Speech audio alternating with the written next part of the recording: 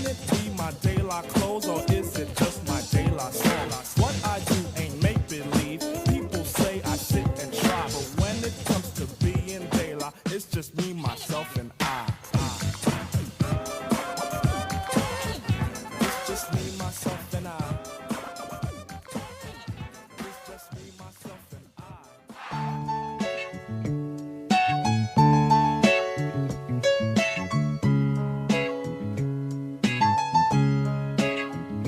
Welcome to Chicago, where the fire serve cold, but the Wolves and the Hawks never shiver in the snow. The Bulls keep it running, the Sox run the South, the Cubs run the North, but the Bears run the house. True Chicago sports fans got their ears to the street. Any team make a move, and they never skip a beat. And in this house, this is where we be. Welcome to the show with E-Roc and Big-Z.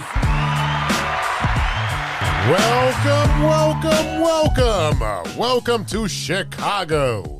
Coming from the True Chicago Sports Fan Cave, this is the TCSF podcast with E-Roc and Big-Z. Yes, sir. Episode 131 is brought to you by 606 Media, True Chicago Sports Fans, and Grit Clothing Company.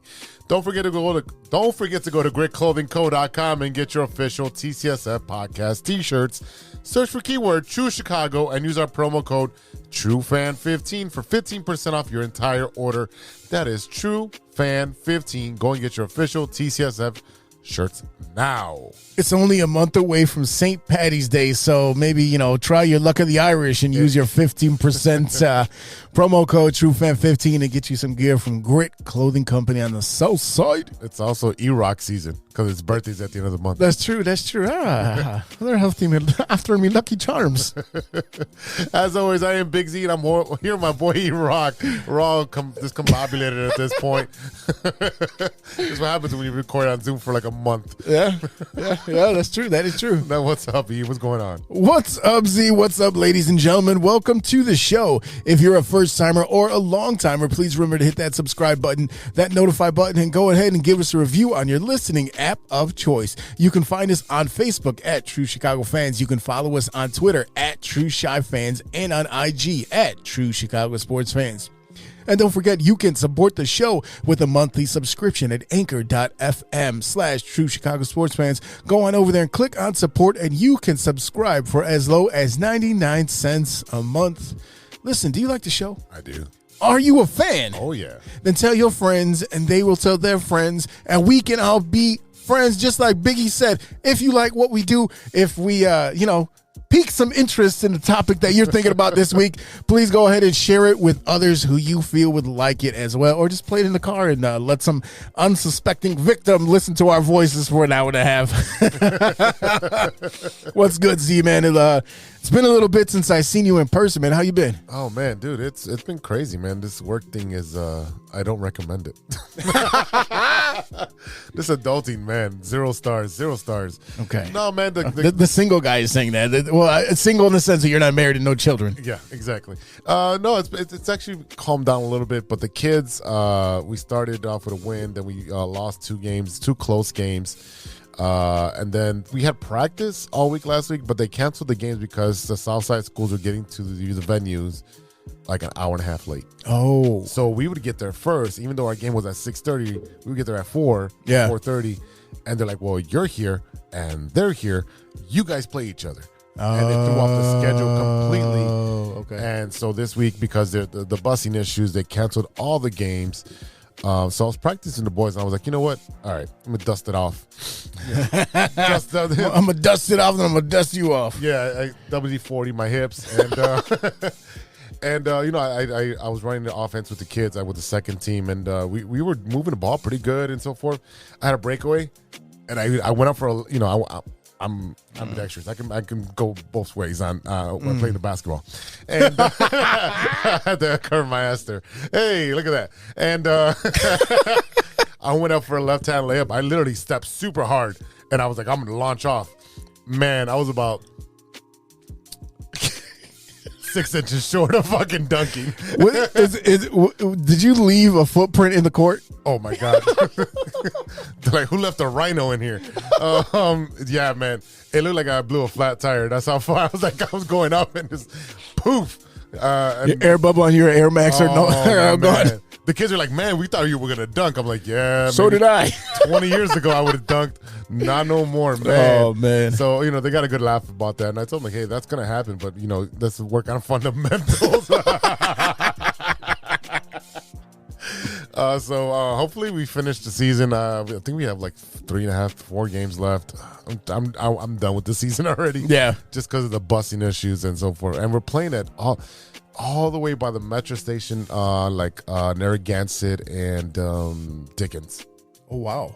Yeah, because we don't have a home court because we have no gym. We really technically have no gym. Okay. So our home games are there at the Clemente of Acero. And then our away games are on the south side of 55th and Kedzie. Oh, yeah. Yeah, baby. Oh, yeah. So, yeah, I'll be driving my ass there. Assistant coach, you can ride the bus. in case I need to make a quick escape. Oh, yeah. Oh, yeah. 100%.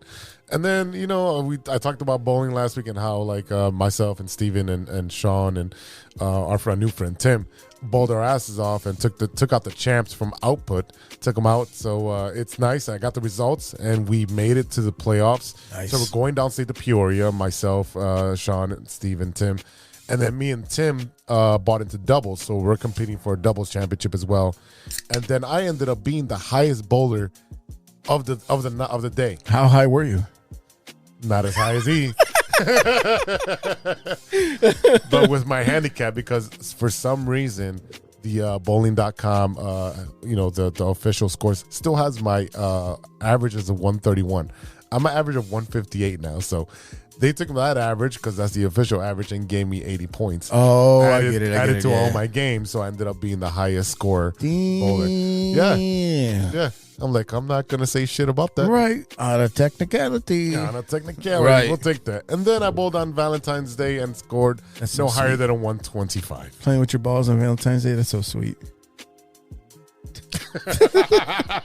I mean, I could have went with fingering your holes, but Whoa, hey. I do finger the holes, yes. Yeah, you do. Yeah, it's like 1, 2, 3, and then that's my routine. If you don't know who I am bowling, that's where the reference from. But I mean, the bowling gods will quickly give it to you and quickly take it away. Yeah, I mean that's kind of any sport, right? Like I was watching a little bit of that golf documentary on Netflix. It's like called Full Swing, and it's like these young kids, right? Like I don't know, Joe Smith and Bob Smith. I don't know, just generic looking white dudes playing golf. Like it's you could carbon copy all these dudes, and I'm sitting there, I'm like really trying very hard to like make this interesting, and I'm like, holy shit. This is boring. Like watching spoiled rich kids complain about not fucking being good at hitting a stick or hitting a ball with a stick. I had to like I had to get the AED out a couple times. I was flatlining on the sofa like fuck man. I was like yeah. But I mean, so it's the thing is like it comes quick and it gets taken away just that easy. Like when you feel like you're in a groove, and then it's any type of especially like an individual sport like where yes you're on a team but like you're the only one individually going for that goal or that score every time. So it does definitely get tricky. No, it was crazy because I was definitely hungover, probably still drunk when I got there to bowl, and the guys are like, "Who the fuck are you?" I'm like, "I don't know. But yeah, I mean, they bowling gods are very fickle, and they took it away. And I mean, a lot of it has to do with that I'm running with the kids in basketball. I'm teaching floor hockey. I'm bowling twice a week, and my back is just giving me shit, man. And I know we talked about off air. Your back is kind of fucked up too. Yeah, my back has been giving me. So ever since I went bowling with you guys, yeah, right. Ever since I went bowling, and that was the thing is that I had never intended to bowl. Right, like when we were supposed to go over here by my house. Yeah, it was over here. Yeah, and I was like, thanks, Sean. Yeah. Well, thanks, Steven. Thanks, Steven. Yeah. But it was like, I was like, hey, I'm not going to bowl, but can I just stand there and like drink beer and make fun of you guys? And you're like, yeah. So I came through and I was like, no cars. I was like, this is weird. I recognize your car. And I was like, it's not here. And you're like, oh, my bad. So I went over to my pop's old spot where he used to do his leagues at Diversity River. And as soon I think you guys had no idea I was coming, right? Because after that, because the other place is like 2 blocks from my house. Yep. So I show up and you guys are like, oh, shit. You're like, you got to play. And I was like, okay. And I was like, well, let me get this Fred Flintstone fucking used by everyone since 1976 bowling ball in here. And of course, I got the heaviest one because none of them fit my fingers. Nope. And I didn't do terrible. I mean, I got over 100 both games, and I was like, shit. I was like, 100's good, right? Like out of 100, 100 is good. 100 is good for someone who doesn't bowl. But yeah, since then, and then like I did some pitching, like I think that same weekend, and then the Monday morning I tried to go to work, and I was like, oh, back spasms, that's fun. And like I literally I couldn't move voluntarily. My back was like, you're gonna go this way, and I was like, okay, left turn. Okay, please, okay, don't do it no more, don't do it. You know what I mean? I felt like Richard Pryor when he's talking about his heart attack. Okay, I won't breathe no more. Okay, I won't say shit. Okay, but yeah, so like ever since then, I've had a little tweak back there. So I'll be going to the doctor next month. It's the joys of being in your 40s. 100%. You need more yoga in your life, sir. Yeah, well, I don't even like yogurt, so. Is he lactose intolerant? No, I've been. Oh man, no, I'm sure I gotta stretch more, but I mean, it's just it's all the. I've said it before. It's very weird being a big, strong guy, except your joints hurt, right? Like I'm used to being able to pick up anything I want and just, okay, I'm holding this heavy thing now. Watch out, it's heavy. Like, are you sure? Because it doesn't feel heavy. I'm pretty sure you can do all that stuff. It's just the repercussions of the next day. Yeah, that's really what it is. And always the thing was always like, I was like, I'm not going to be able to chase you, but don't get close enough. Wreck and grab you. Right. Because I'm not letting you go. Don't get too close. Yeah, Don't get close to the bear. Yeah. The cocaine bear. No. No, sir. Not me. Wrong show. Wrong. Rawr. What else is going on in your life, man? Shit, man. I mean, we got softball, of course. Softball. Yeah, I mean, a few weeks ago we went to go see the Adam Sandler. That was pretty dope. That was really dope. I think when we talked, it was on my way to go to that show. Yep. That was super dope. It was funny because I think Kim was expecting to play more of the songs that we know, just from SNL and stuff. And I'm like, but you got to realize he's been doing this show forever, right? So he's been doing the live show. He's been doing Lunch Ladyland on TV on his live shows forever. And then at the end, he had some goofy ass skits, but he was never really doing a full song. He'd do like a verse of a song and then like cut it off, and then everyone's laughing and shit, right? And he had Rob Schneider came out, and Rob Schneider. The thing that pissed me off is that the next day they went to. So the funny thing is, you went to that Bulls game the day before I went to Adam Sandler, both at the United Center, and then the very next night on that Monday they had another game, right? So like they swapped it over super quick. But the very next day that he performed was in Ohio, and fucking Chris Rock was there. Instead, I was like, Chris Rock over. I would have taken Chris Rock over fucking Schneider any day of the week. Any day. Schneider was okay. He opened for him, but yeah, I think Chris Rock was just the surprise guest versus like Rob Schneider was like their opener. Which Chris Rock probably had something going on in that area. Yeah, and the thing is that Chris Rock, he is part of that little clique because he was on SNL. They all know each other and shit like that. So, and then at the end he did his tribute to Chris Farley. Nice. Talk about my friend, and if you've ever watched his Netflix special that came out a couple years ago, his live show, that is essentially that same song where the clips of Lunch Ladyland and all that shit. So. Yeah, I mean, it was a really, really cool show. I really enjoyed it. It was funny because at the end, like I said, Kim was like this guy's making all this money, and one of his lines was poop a doop doop, and I was like, yeah, I mean, but also there is production, he's writing, he's playing instruments, he had like 6 guitars on stage, and at one point he played each and every one because he's doing different songs, so no, it was a really cool show. And then just getting along, going through Valentine's Day, grabbed a bunch of cool stuff for the house for the girls, and just kind of trying to make that transition into the springtime because that weather's been really funny where we get that snow. I got to the point where I'm like, it snowed today, but it's gonna be 40 in 2 days. I'm not shoveling. No. I'm not shoveling that shit. No.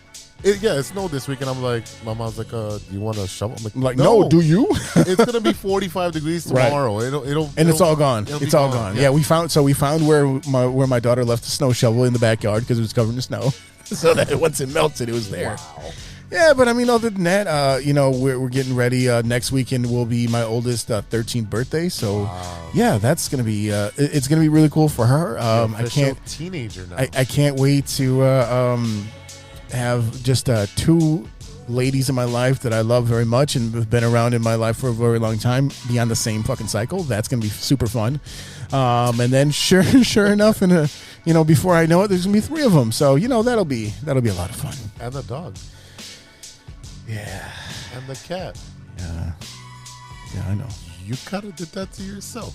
Well, first of all, let me tell you something. Dog. First of all, I wanted a boy at some point, right? So when my oldest was born, my dad actually would give me a hard time, and he goes, "Son, you forgot to put the stem on the apple." Mm-hmm. So I mean, but yeah, I mean, we're just enjoying life. It's there's a lot of people out there that hate their job, hate their life, hate their situation. I can't complain. No. You know what I mean? So I'm just always fucking busy. Yeah. Always busy. Always playing with balls, pinballs, Yeah. softballs. Yeah, my balls. Anyway. But yeah, I mean, look, it's just what it is. And now here we are again with another episode. Speaking of getting older. Yes, sir. A great show we got for everyone today in this episode in honor of Michael Jordan, the GOAT, the greatest of all time. I don't care what Mike Logic says. The best basketball player of all time is just turned 60 on I think Friday? One of them days. Sure. One of them days. That was his birthday. So we're going to talk about our top 6 Michael Jordan moments of all time. And we're also going to touch on a few other topics in our rundown. We got all that plus stirring the pot and what you looking at. But first, this is the Big 3 with Big-Z. Thanks, E-Roc. I'm Big-Z, and you're not. Nope. Now for today's stories. Oh, without cut off real quick. This is not my roadcaster. Yeah, okay. It was set up. You just kept going down. I literally just cuts off. That's all right. Story number 1. Uh-oh. I think you're going to like this one because it's going to hit close to home for you, huh? Suburban school workers stole 11,000 cases of chicken wings, equaling to $1.5 million of embezzlement scheme, according to court documents. Is that all? Is that it? Hey, chicken wings are fucking expensive. They are now. Yeah, definitely. Yeah, I remember paying 10 cents a wing. Yeah, and it's like 75 cents for half a wing. Oh, yeah. You just get to lick it. How much to look at it? Yeah, there we go. That's full circle there, Chris Rock. Cook County prosecutors have charged the former head of food services at the South Suburban School District of engaging in a massive embezzlement scheme in which she allegedly stole more than 11,000 cases. 11,000 cases, Jesus, of chicken wings and $1.5 million of taxpayer funds over a 19-month period. So you got away with this for almost 2 years? How do you not know there's chicken wings missing? Yeah, because from when I first read this story, from what I understand, is essentially this happened all during COVID. So you had all these schools were still being able to provide meals for kids, and there's no real way to track how much food is going out and things like that at that point. So I mean, I think that's where it stemmed from. But that's exactly what it is. Here's the thing, I forgot what I was either reading or I was watching a TikTok. Probably TikTok, because why would I read? But essentially, it was something about, like, you get these kindness videos. The guy goes in, he's like, "Hey, can I get something? Can I get something to eat?" And they're like, "Well, yeah, sure." He's like, but I left my wallet, or I don't have this. And they're like, "No, you know what? Take whatever you want." He was like, "I'll come back tomorrow, or what can I do for you?" They're like, "Dude, you're hungry." Like, I would never deny someone food, right? Right. So, by the same token, how do we know that this food didn't go to people that just didn't have food? Like, is stealing food really stealing? You know what I mean? That's the kind of what it comes down to. Yes, of course it is. There's a value to it, but at the same time, it's from the government, so the government don't fucking play. Yeah, I mean, they steal enough from us, right? Yeah, that's true. That is true. Yeah, so you are right. It can happen from July 2020 to February of 2022. There you go. Yeah. So, they stole from Gordon Food Services, who were the provider of these chicken wings. So back in the day, my grandmother was a lunch lady. She actually was a lunch lady at Juarez High School, where my coworker Pablo was actually in high school while she was a lunch lady there. So, and the weird thing about that, I'll tell you, is that so the day that I got hired at Stern, I got a phone call on my phone from Juarez High School. This is Benito Juarez High School. And I was like, I did not answer that call because I'm like, what the fuck's going on? And it just made me think of my grandmother. And I go and start the job, and I start talking to Pablo and find out that he went to Juarez. And I was like, what the fuck is going on here? So believe what you want, but there's some spooky shit going on out there. Yeah, that's awesome. especially in my office. There's always some spooky shit going on. Oh, boy. Story number 2. Monterey was missing the Dennis the Menace statue. I'm sorry, what? Yes, in Monterey, California, they had a Dennis the Menace statue, and it went missing for a while, and they found it in the lake. That sounds very menacing. Sorry. Wow, couldn't help himself. A statue of the comic book strip character was stolen from the park in Monterey, California last summer and was found submerged in a nearby lake. So they said, today's a happy day. Well, what's so happy about it? My guess he was probably Mr. Wilson. I'll put my money on Wilson. Was it Wilson from Tool Time? No. No, it was Mr. Wilson. Oh, yeah. Who played Mr. Wilson? I'm not Mr. Wilson. Who played the villain in that? That was the guy from... I don't remember. I remember. So like, I was a Christopher Lloyd. Oh, okay. I was a big like pull the comic section out of the paper. Oh yeah. Like when I was a kid, so I love Peanuts, Beetle Bailey, Marmaduke. Peanuts was always my favorite. Like I just loved. Like I had the books. I still got the books. Of course, Foxtrot was another one. Calvin and Hobbes was another one. Mm-hmm. And there's one called Zitz, which is funny. But I mean, one of my favorites was my two favorites. It was funny as a kid though. You don't get these jokes. Right. Was Blondie? I don't know if you remember Blondie. Blondie was a funny one. The husband's name was Dagwood. He was kind of a goofball, and it was just kind of set in like 1950s. But it was like real, like you could tell you can see the pen strokes and the way that they drew. Okay. And it was so consistent, right? It was amazing. Of course, Garfield, but the other one was the Lockhorns. Remember the Lockhorns? No. So Lockhorns were a married couple that really just hated each other, and they were always just talking shit. And it was always a one-panel comic strip, and most of the time it wasn't even in the regular comic section. It was like in a little different part of the newspaper. But yeah, I remember that one because it was again that very. Which one was the circle one? It was like a Family Circus. Is that Family Circus? Family Circus was funny because Family Circus was literally about a family, and they would always show, like especially on Sundays, they would show the whole map, and you would have like a little dotted line of where the kid went all around the neighborhood and like dropped off, like made a mess here and this and that, and then they're like, and then every time they would ask, like there was like 4 kids and like, oh, who did this? And he was like, not me, and then you see a little ghost of a person, and on their chest it said not me because not me did it, like, or I didn't, or, that little things like that. Oh yeah, man, I was so like I still have books, Beetle Bailey. I have all that shit out there, man. I love it. Yeah, it is the Museum of Eddie here. A lot of that stuff came from Mike One's grandmother's house when she passed away. She had all this shit, and it was his uncle's little collection in his uncle's like childhood bedroom in this house. And I snatched up. It was like these old 25-cent paper bags. I got a bunch of them. Yeah, wild. So Dennis the Menace has a, the reason that they have the statue. Yeah, why is it there? Because Hank Ketchum. Yeah, that's was a longtime resident of Monterey County and died there in 2001. Okay. The park's original statue was stolen in 2006 and hasn't been found until now. Yes, the replacement was stolen in August 2022 by someone who cut through the foot to remove it. This is like The Simpsons when they cut off Jebediah Springfield's head off a bunch of times. 100%. Like, well, it's another day in Springfield. Story number 3. Police in Northwest Indiana. Oh boy, Indiana. You got to do better. Phipps. Yep. A woman is accused of pulling a man's penis in violent manner. Hello.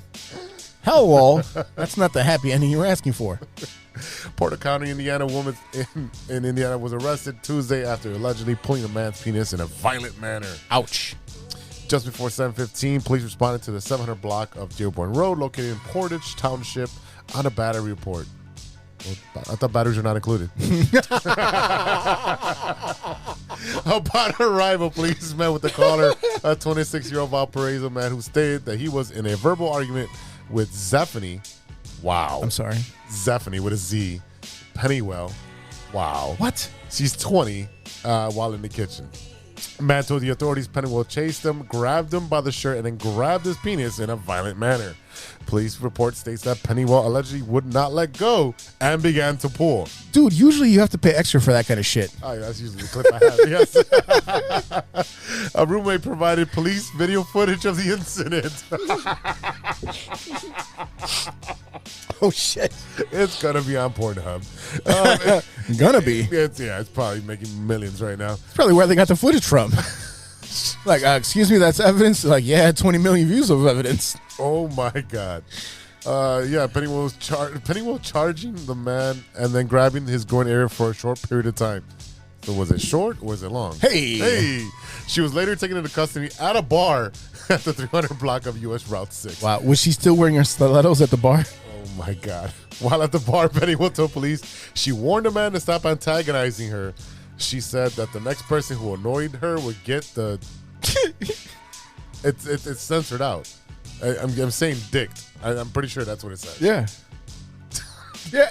What kind of saying is that? You're going to get dicked. Maybe you're going to get fucked up.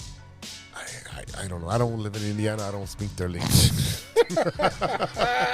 Penny has been charged with battery. Wow. Yeah, I mean, it's battery not good. God, you know what's? It still reminds me of the Lorena Bobbitt. Like, how do you not go to that story, right? Like, you know, and it was from. I remember. I remember because you got to remember this is like early '90s when Lorena Bobbitt cut off her husband's dick and threw it into a field. Yeah. And they found it and they reattached it. John Wayne Bobbitt, he even did a porno at some point. And I'm like, dude, there's no way you don't have like that Frankenstein like stitch line around your dick. Right. Like, yeah, the X is all over. But I remember all the like the parody songs and the stuff. I remember like instead of they would like a wiener chopper. Like that was one right there. Wow. And there was another one. I can't remember the top of my head. Weird Al make one? I don't think so. I mean, somebody. That's right up his alley. Well, I mean, he made it beat it, but that was kind of more for this young lady here, Pennywise. Pennywise the dick the dick anchor. I don't know. Crank anchors. I don't know what the fuck's going on here. Oh, man. All right, guys. I'm Big Z, and that's news to me. Ouch. Yeah. We'll be right back after a word from our sponsors. Hey, true Chicago sports fans, show off your Chicago pride with some fresh clothes from Grit Clothing Company. At Grit Clothing, they create that simple yet classic style that represents that Chicago Southside lifestyle. From t-shirts to hoodies, hats to glassware, they've got you covered. Grit has everything you need to represent your Chicago pride, so do it right now. Check out gritclothingco.com and use the promo code TrueFan15. TrueFan15. For 15% off your entire order. Let me say it again. That's gritclothingco.com and use the promo code TrueFan15 for 15% off of your entire order. Hey guys, it's Steven. And this is Sean, and you are listening to True Chicago Sports Fans. Don't forget to listen to No War on the Weekend. New episodes on Monday. You can find us anywhere you listen to podcasts. Yeah, so we're going to go do a couple of shots. So let's kick it back over to Big Z and E-Roc.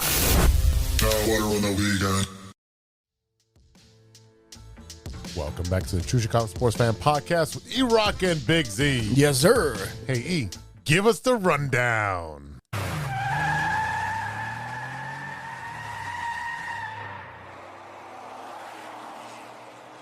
Woo!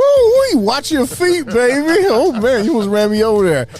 This is the rundown. We got a few stories to run through with you real quick. Number one, the Bears have officially closed on the purchase of the Arlington Heights property. They announced in an open letter they released. Last fall, we released an open letter confirming the team had reached an agreement for the purpose of acquiring 326 acres of property in Arlington Heights to secure the potential of beginning a new and exciting chapter for the Bears, our fans, the Chicagoland community, and the state of Illinois.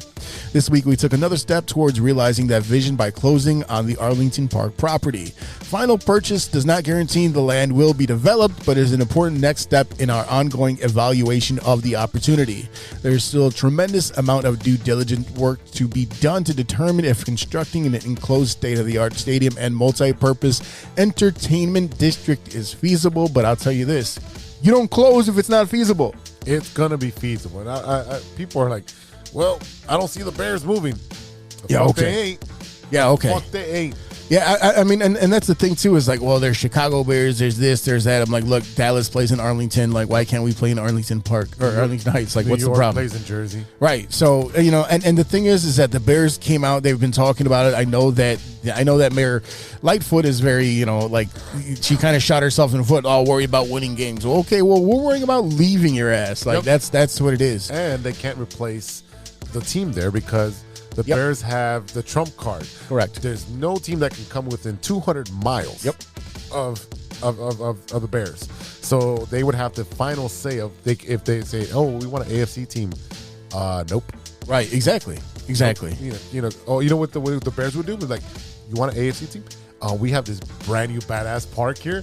You can have the other 8 games. You split it. Here. You split it the same way that Los Angeles does with SoFi. Yep. And then the Rams and the Chargers, and you got the same thing with New York. So the difference is in SoFi, that's the Rams Stadium. They let the Chargers play there. Correct. That's the difference. But in Jersey, the Jets and Giants, I think they're split. So like the Meadowlands. You know what I mean? Like, so that's what it is. The Bears did come out and say they will work closely alongside the village of Arlington Heights, surrounding municipalities and the residents to solicit extensive feedback on how we can best benefit local communities and Bears fans across Illinois. This planning will include a robust diversity, equity, and inclusion program that prioritizes local hiring throughout every stage of the development. I want to remind you that the brand new president of the Chicago Bears was an integral person in building the new stadium in Minnesota for the Vikings. The one that killed a lot of birds. That's right. Usually, just the same way the Eagles got killed. Oh, wow! They also came out and made another statement in this very long letter that I'm not going to read the whole thing, but they said, here's a couple of things. Should we proceed, the development of the Arlington Heights property would be one of the largest mega projects in Midwest history. Possible construction of a stadium-anchored development is projected by analysts to create more than 48,000 jobs, generate $9.4 billion in economic impact for the Chicagoland economy, and provide $3.9 billion in new labor income workers across the region. The completed project would create more than 9,750 long-term jobs, generate $1.4 billion in annual economic impact for Chicago, and provide $601 million in annual labor income to workers across Chicagoland. Money, money, money. And speaking of money, one last thing. We have publicly stated and repeat here again, if we construct a state-of-the-art stadium, we will not seek taxpayer funds locally or otherwise for the structure. If we proceed, however, the project would require assistance to ensure feasibility, including securing property tax certainty and support for blah, blah, other bullshit, right? So, look, they have to do their job. They're doing their due diligence to make sure that it's feasible. First of all, it's feasible. It's feasible. Like, you're talking about the charter franchise of the NFL. 326 acres.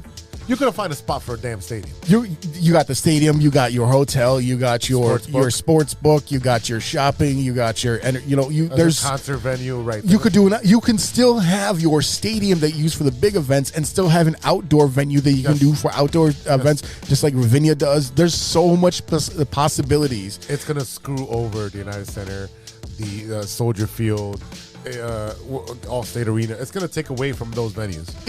I don't know if that's true. And I'm going to tell you why. So from my understanding is that United Center has a clause where, like, the reason why WWE goes to All-State instead of United Center is because for any one entity or project to be able to perform at United Center, you can only do it something like upwards of like 4 or 5 times in your lifetime. You cannot, once you reach that max, you can't do it anymore. So if WWE were unless it's like WrestleMania or something like that, they're not going to use United Center because you're not going to tell me you can't fill that place. No, but what I'm saying is that, like, you can through the lifetime ever. They've only been there once, right? And that's what I'm saying is that's why they don't go back there, because because you have your contract. It's a multi-use building right now because you have 2 different sports going on in there. Right. But then because it's centralized in Chicago, it's close to downtown. It's easy to get to from different states. Because when we went to Adam Sandler, there was people from all over the place there. But because of that, your accessibility makes it so that there's a high demand on the place, and in order to ensure that it just doesn't get flooded with requests, or like you got entities fighting over the possibility to be able to perform there, you have a certain few number that you're limited to throughout the lifetime of your band or your show or whatever it is. That's why they don't do that. Right. Well, fuck you, United Center. I live 8 blocks down. What the fuck? Instead of driving all the way to fucking All-State Arena and watch wrestling.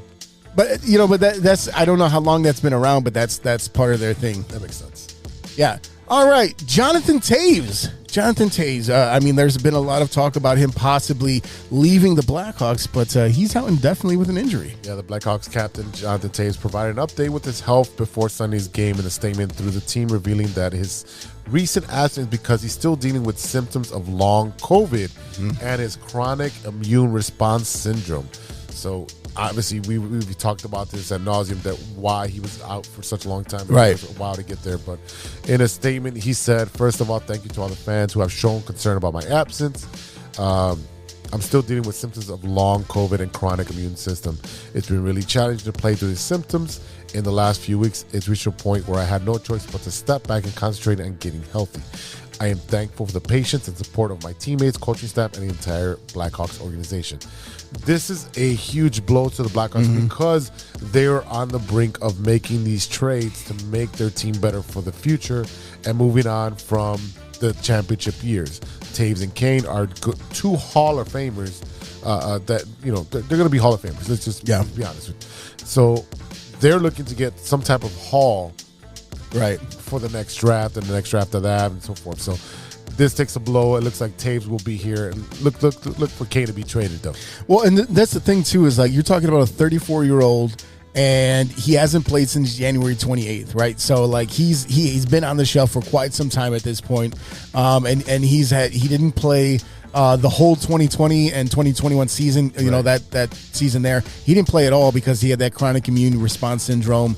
And you know, he also came out and he said it's been really challenging to play through these symptoms in the last few weeks. It has reached a point where I had no choice but to step back and concentrate on getting healthy. So what that, to me, when I look at that, it yes, because he has other stuff going on. It's not just a physical injury, right? But this also makes you realize or reminds you of how tough it is to play NHL and to do it night in, night out. The amount of work that goes through your body, because we're talking about a 34-year-old, and you look at a guy like LeBron who's 38 right now, and he's still doing, like, you know, I mean, like, he's not like, oh, I can jump over the hoop LeBron, but I mean, he's still pretty damn good. And you know, him just getting the scoring record from Kareem, you know, so I mean, like, he's still doing things. Didn't Kareem block that? Hey. But I mean, you even see like a guy like Hosu, who went through what he did with the skin issues that he had towards the end of his career, you know, when he had to kind of step back. But I mean, like, it's crazy seeing all the things that how much this hampers this Blackhawks organization. And to me, it's kind of just like, well, you know, look, this is, I mean, it sucks for Toews, don't get me wrong, like, but to me, it's almost karma on the organization. Like, your most valuable asset.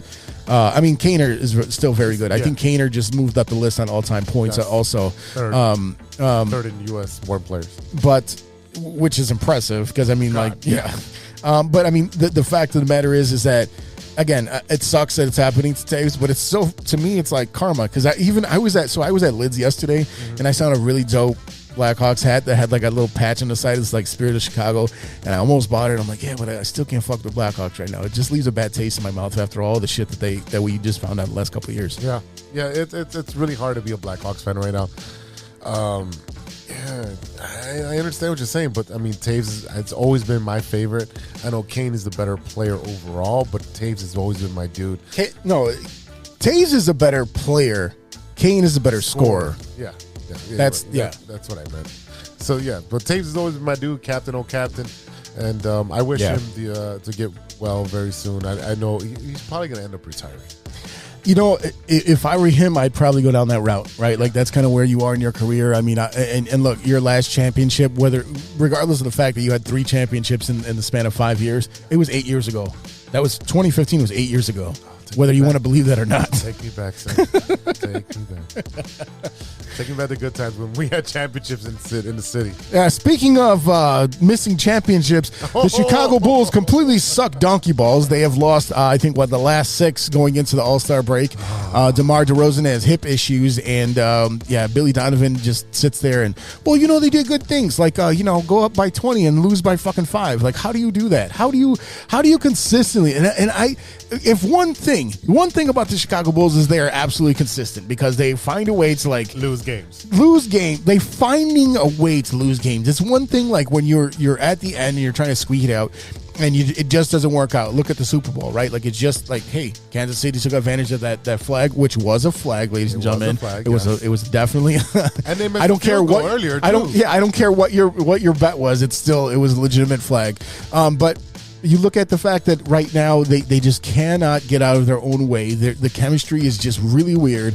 And now they're talking about bringing in Russell Westbrook, which somehow Let's do it. Are you fucking serious? We already got the circus in town. Why the fuck not? Why the fuck not? That's like that's taking a huge dump on a full porta potty right there. Let's do it. Like, we got a big pile of shit. Let's throw some more shit on top of it. Let's do it. It's just gonna stink more. Let's do it. Like, it's ridiculous. What you told me something about they're closer to like the first overall pick in the playoffs right now. Yeah. If they keep losing out, they'll have a 30% chance of getting the number 1 pick, and they don't have a 30% chance of actually beating a playoff team. They can't even. They're not even in a playoff game yet. No, they have to get the play-in game. They're playing. It's a number 10 seed. They're not even there yet. So they have a higher chance of fucking getting a number 1 draft pick with the record that the way they're going. That tells you right now that this team is just fucking dismantle this fucking team. Well, and that's what Charles Barkley's been talking about for weeks now. Yes. Or months actually. He's like, you should have blew this up like 2 weeks, 3 weeks, 4 weeks ago, whatever. Like, now you're past the trade deadline. Yes. And Vucci might be done, but at the same time, like, they're talking about bringing him back and building around him. I mean, you're talking about like what, a 32-year-old guy, Zach LaVine, the lowest IQ in the NBA history. I mean, this guy is just like basketball dumb. DeMar DeRozan is sitting there, wasted his resurgence, his autumnal a comeback year last year. And what we're seeing guys like Io just not, like, we saw a lot of promise last year. He hasn't developed past that point. Kobe White is sitting there, and Kobe White hasn't really developed, like, but he's still like, he does his thing, but he's not getting better. Like, he's being consistent. When they leave, they'll be better. Larry Marketing. Yeah, Larry Marketing, all-star. Yeah, Larry, all-star. Very put respect on his kid's name. Playing very well in the 3-point contest. Shooting lights out. So I mean, look, this is, I don't even have an answer for this franchise, right? Because and that was one of the things we talked about is as we were doing our Jordan show this week about his 60th birthday. I mean, the shadow that he cast not only over the Chicago Bulls, the entire city of Chicago landscape as a sports landscape, the entire NBA and the entire sports landscape, because he was the only one of any sport where you're sitting there. I mean, like, Tom Brady just retired, so you can, and a lot of people consider him the GOAT because of his longevity and the amount of championships he won, and because he was able to do it afterwards in his 40s without Belichick, right? Different team, different coach, yep. And Jordan didn't have to do that. Jordan was consistent, 6-0, 6-0, 6-0. That's all we always hear. And then all the MVPs and the defensive player of the year and all this shit, all of his accolades, and the fact that he came out in a time where, like, there was no huge superstar at the time. He hit at the right point where he went global, and David Stern made that global market and all that shit. The cast that he shadows over this team and like I said, sports in general, it's we're trying to dig out of it, but most of the time as Bulls fans, that's all we have to grasp onto, because we just don't know that and Derrick Rose. Derrick Rose is closest to it until he blew out his knee in Philadelphia. And then the series before that, when they took a couple games from LeBron, and then LeBron was like, "Fuck this shit, I'm guarding you, and I'm gonna shut you down. This ain't happening." So I mean, again, I agree with you. This is Derrick Rose era was the closest that we were going to get. Jordan's shadow still looms. Yeah, over all the sports. I don't care what you say, because he is the only, like, if you ask people in China today about a 6-year-old Michael Jordan, and I mean, like, don't get me wrong, like, his shoes are still out there, new colorways, all this shit. Yep. But if you ask someone in China who's Michael Jordan, they're going to know exactly who it is immediately, right? LeBron's kids know. Mike Logic shots. Bang, bang, bang, bang, bang. If you're scared, go buy a dog. That's right. But I mean, you ask someone in China, who's Tom Brady? They're like, that sounds like a generic white name. I don't know.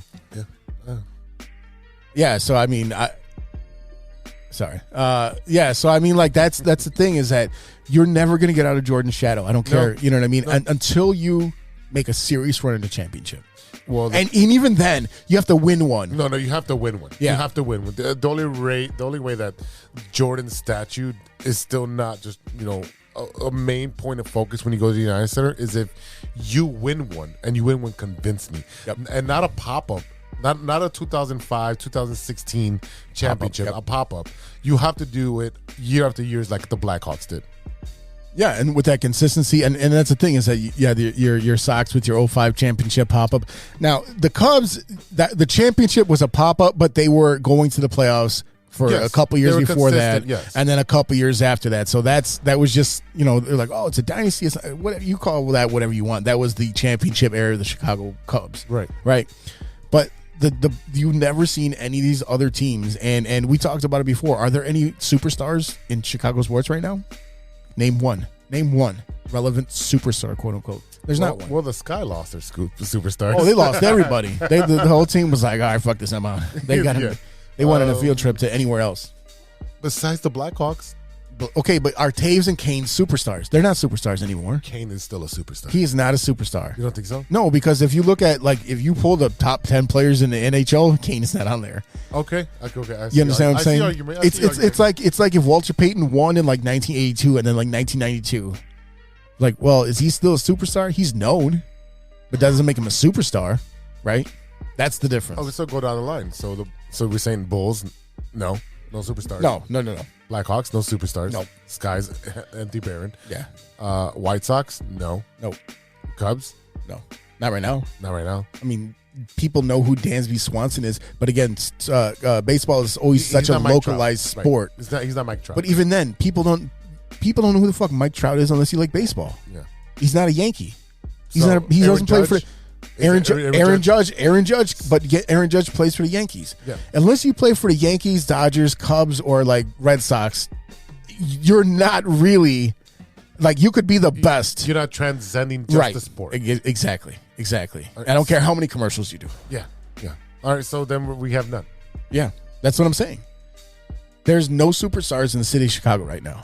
Damn. Let me tell you weird something. time. It's a weird time. Well, I mean, we've gone through these dry spells. I mean, and it's not like Philly where we're losing 3 championships in the span of 90 days, right? The World Series, the MLS Cup, and the fucking Super Bowl in 99 days? That's again consistency, guys. Speaking of, And they loop their poles. Speaking of championships, Matt Nagy is a Super Bowl champion as the chef. quarterbacks coach, the quarterbacks coach of the Kansas City Chiefs. You wrote chefs. Yeah, because I saw that's how they wrote it on the field. Isn't that how they did it? It's the chefs. The chefs. Yeah, we can always we can edit ours a lot quicker than the guy that was painting the field. But yeah, so Matt Nagy is the champion. Once he left here, he went right back to the Chiefs where he came Back to his from. old girlfriend. Yeah, that's true. And guess what? She treated him right. She put a ring on it, and he did his thing. He's out there dancing and shit, doing his Club dub? his club dub white guy dance, and trying not to fall off the stage. And I think someone saved his life. But yeah, so now. Yeah. Not only is the championship, but it sounds like he's going to get another chance to be the Chiefs' offensive coordinator. Come on, he's not going to be the offensive. I'm It's telling still you, going to be Andy Reid. It's I'm still going to be Andy Reid. So he's going to be the OC name. in title, Yeah, right? in Which is title, fine. But at the same time, you're looking at him and you're looking at Eric Bieniemy, who finally is getting a shot out of KC. Finally. For some reason, he cannot get a head coaching gig. You got both the coordinators in Philly for the Eagles going to different teams, right? You got, I think, the Colts and I forget the other team that snatched up the other guy for their head coaching. The Birds, Cardinals. So you got the Cardinals. Yeah, the other Birds. You got the Cardinals and you got the Cardinals, Falcons, fucking Eagles. What else? No. The Cardinals and the Colts taking away their coordinators, Yes. and then you get Andy Reid losing Eric Bieniemy over, and he's going over to take over the OC Washington. spot at Washington. Yeah, Ron Rivera. And I don't understand why he can't get a head coaching gig. I will tell you that the staff that they're building in Denver with Sean Payton going over there is going to be very interesting because now they're talking about Rex Ryan going over there to be their coordinators. He's not. I mean, look. As long as you keep 1995, yes. as long as you keep your shoes on, he'll be fine. He'd be loving that toe jam. He does. Yeah, he's like, "What's up, girl? My name's Earl." Show me that toe jam. What a reference. If you don't know, look it up. Yeah, there's be like 4 people that get that shit. But yeah, so I mean, look, good for Matt Nagy. He look. We talked a lot of shit about Nagy on the phone on this show, especially with Will, who fucking destroys him. He said Matt Nagy should have been hired fired 2 years before he got hired. Like that's how they should have. But I mean, at very least, Matt Nagy did not give up on what he believed in. So neither did Ryan Pace, right? He stuck to his guns, and so you could say that at the very least you were consistent, right? I mean, he wasn't a good head coach, but I think he's good at offensive scheming. I think he doesn't make any adjustments, as we've seen with the Bears. He had a good opening play, a good opening series, and then after that, I was like, well. But that sounds like the entirety of the Bears season this year too. Well, the Bears had different kind of talent. Although, because the Bears would come out and do well in that first drive, and then kind of like fade off, and then like you saw them like halfway through the third, kind of wake up again, and then try to catch everything. Yeah, but by the fourth quarter, you've seen the disparity in talent. In the talent level. That's where the change came in. So look, good for him. Again, offensive coordinator name. We know Andy Reid is going to be the guy. Yeah. Now let me ask you a question. Speaking of Andy Reid, so. Leading up to the Super Bowl, a lot of people did ask him if he was going to retire if he won again, right? And it was a common question. You know, look, you're 65 years old. You've been in the league forever. You know, you've proven that you are one of the best head coaches in NFL history. Like you're not Belichick, but I mean, you also didn't have Tom Brady, right? You went to 4 straight NFC championships with McNabb and the Eagles. You made it to the Super Bowl. If it wasn't for T.O. being fucked up, you probably would have won, right? And then you go to Kansas City. You there for a while to get Pat Mahomes, and 6 straight. He's been to the playoffs every single year that he's been there, right? He got the MVP again, and for the first time in forever, the MVP of the league won a Super Bowl. Yep.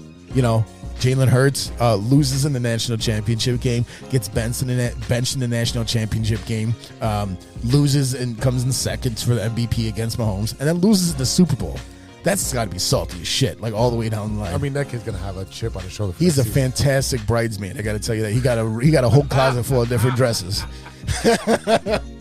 27 dresses. Yeah, but I mean, so you look there. So essentially, you had Terry Bradshaw, old ass, come up on the stage, and he asked him. He goes, "Come here, big boy, waddle your way over here." Right? He did say that on live TV on the Super Bowl, telling to the head coach of the Super Bowl winning team, waddle yourself up here, right? So he comes up there and he's like, all right, you know, you're getting older, this and that, and, you know, is this going to be it for you? And, of course, Andy Reid being the only thing Andy Reid has ever done wrong is draw mustaches on his players, the one that's sleeping, right? So, but, I mean, he was like, no, he wanted to kind of focus on the celebration of what's going on right here, right? Yep.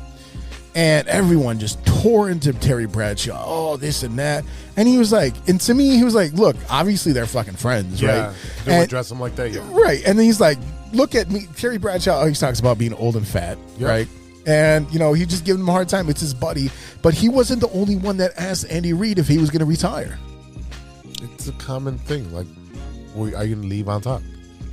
Right. Exactly. Yeah. Exactly. So I mean, but legit question. But people, I mean, the internet went crazy on Terry Bradshaw. They're like, "You need to retire. You need to retire." And I'm like, "This is 2 boys talking to each other." You know what I mean? Like that's how I interpreted it. But again, you're in a public platform. People can just say whatever they want and understand and interpret things however they want. So it's whatever. But what did you think about that whole thing? I don't see him retiring anytime soon.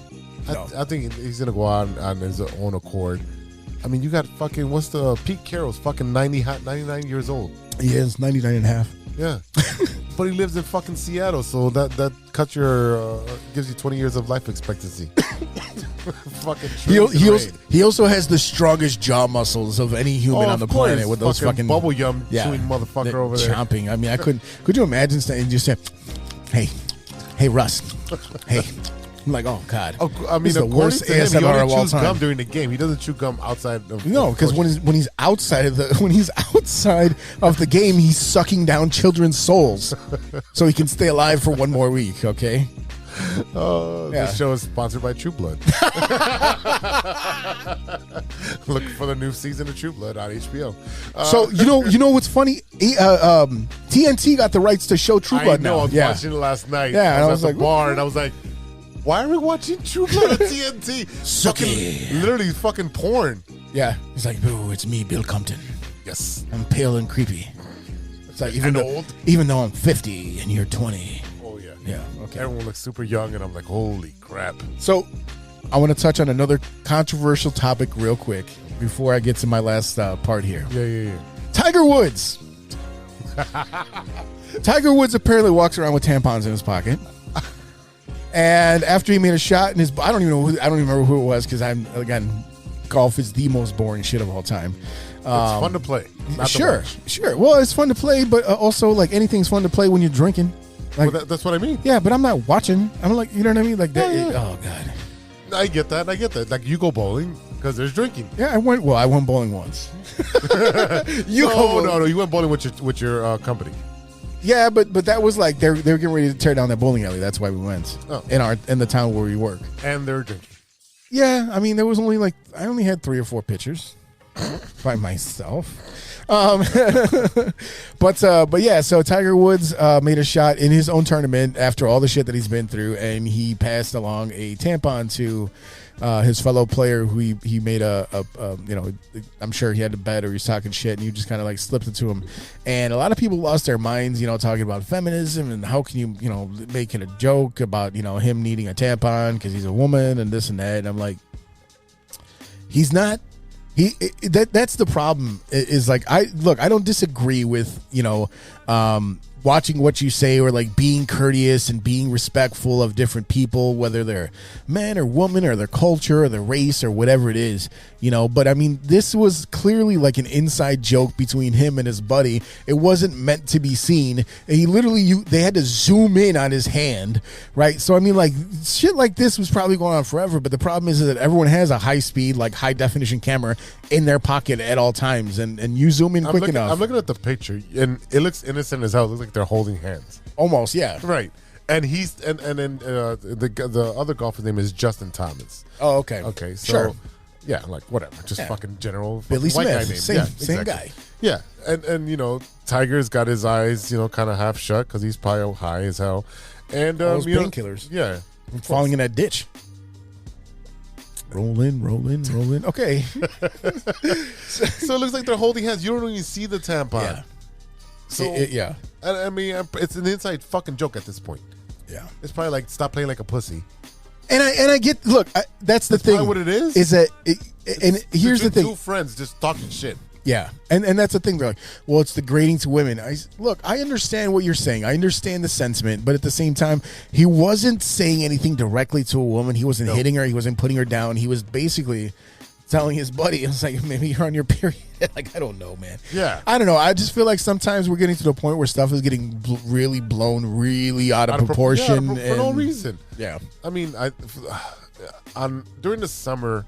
One of I think is it Steven's team, the Pirates, the Butt Pirates or something. The Butt Pirates, yeah, yeah. And they have a plunger. Right. They have a plunger with a flag, and it has a pirate flag on it. And I think that's hilarious. But how much offensive could it be if it was just a fucking dildo that it would just slap on and stick on there? Like, hey, you're playing like a dick. Yeah. Short and to the left. I don't know. Fix it. Short, shuffle, and always to the left. Yeah. Liar. Oh, the movie reference in this one. Yeah, I don't think with the big controversy, it's just two fucking people having a fucking good time. Yeah, I mean, again, he didn't slap a fucking he didn't slap a tampon on a guy's back or nothing. Yeah, like that. he didn't dip it in Kool-Aid and throw it at him. Yeah. But I don't know, man. It felt like a push. It felt like a lot. Like I was like, Like shut the fuck up, but these Tigers fucking playing. Motherfucker should fucking bionic man. That's right. I'm on my way, baby. I'm on my way. When I get another hit, maybe I'll start playing golf. A couple more things. So we are right smack in the middle of the NBA All-Star Weekend festivities. Dame finally. Love that kid. Dame went ahead and won the 3-point contest, beating out guys like Lauri Markkanen and other shooters. There was a couple of guys in there just embarrassed themselves. I think Buddy Hield was in it. He's like one of the best shooters in the NBA this year. So, Indiana kid, right? Yeah. Yeah, and there was like two Pacers in it, which Reggie Miller said it's going to be Pacer versus Pacer, and I said, "Shut the fuck up, Reggie. No one likes you, Reggie." You know what no one could call weed after you, Reggie? Anyway, so yeah, Dame went out there. He won the title, so good for him. I think he won like the skills competition way back when. So it was almost like Zach when he was trying to win the dunk contest and the 3-point contest, which he failed miserably at. But yeah, I mean, shout out to Dame for winning that. And then they went on and did the dunk contest, and former Bull all-star, barely known Bull, Matt McClung wins the dunk contest. 4 dunks, 3 of them got perfect scores. Dude, that dunk where he dunked over 2 people and then tapped the fucking backboard and then dunked it, that was phenomenal. 6'2" white dude. 6'2" white dude. Who said white man can't jump? I think it was Wesley Snipes. There you go. That's who it was. They're making another one with. It's a show on Hulu. I think it's a remake of the movie. It's gonna be, and it has who's the rapper? Jack Harrell. Yeah, something like that, right? Yeah. Some white boy. So Matt McClung, first G League player to win the slam dunk contest. Love that. 3 of 4 dunks were perfect scores of 50. He's only played 2 NBA games in his career, one with the Bulls and one with the Lakers, and he actually signed his WHATCUUU contract with the 76ers on February 14th. So good for the kid. Wow. He's actually in the NBA, but he's coming up to the NBA, right? They were getting ready for the break when they signed him that contract. That 360 dunk was awesome too. Yeah. Well, now he was hanging up there. Now, the funniest comment I seen out of all of this, and he seems very humble. He seems like he does seem like he hangs out with some brothers, because you hear when he's like, "Yeah, I just appreciate y'all," and I'm like, "You do?" But I will say the most controversial thing that I heard is like, how are they gonna let a white boy win a dunk contest during Black History Month? Ouch!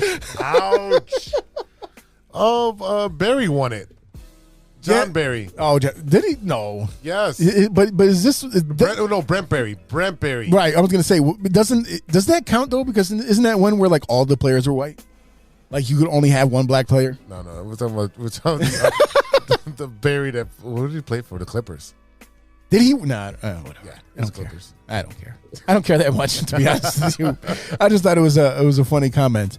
On to the final segment of the rundown. We reached our obituaries. We had a couple of pretty significant deaths this last week. Raquel Welch passed away at the age of 82. Sexy, one of the most sexy. One of those old school sirens. If you ever seen a Shawshank, you know her very well. Fuzzy britches up there on the wall when the warden throws the rock through the hole.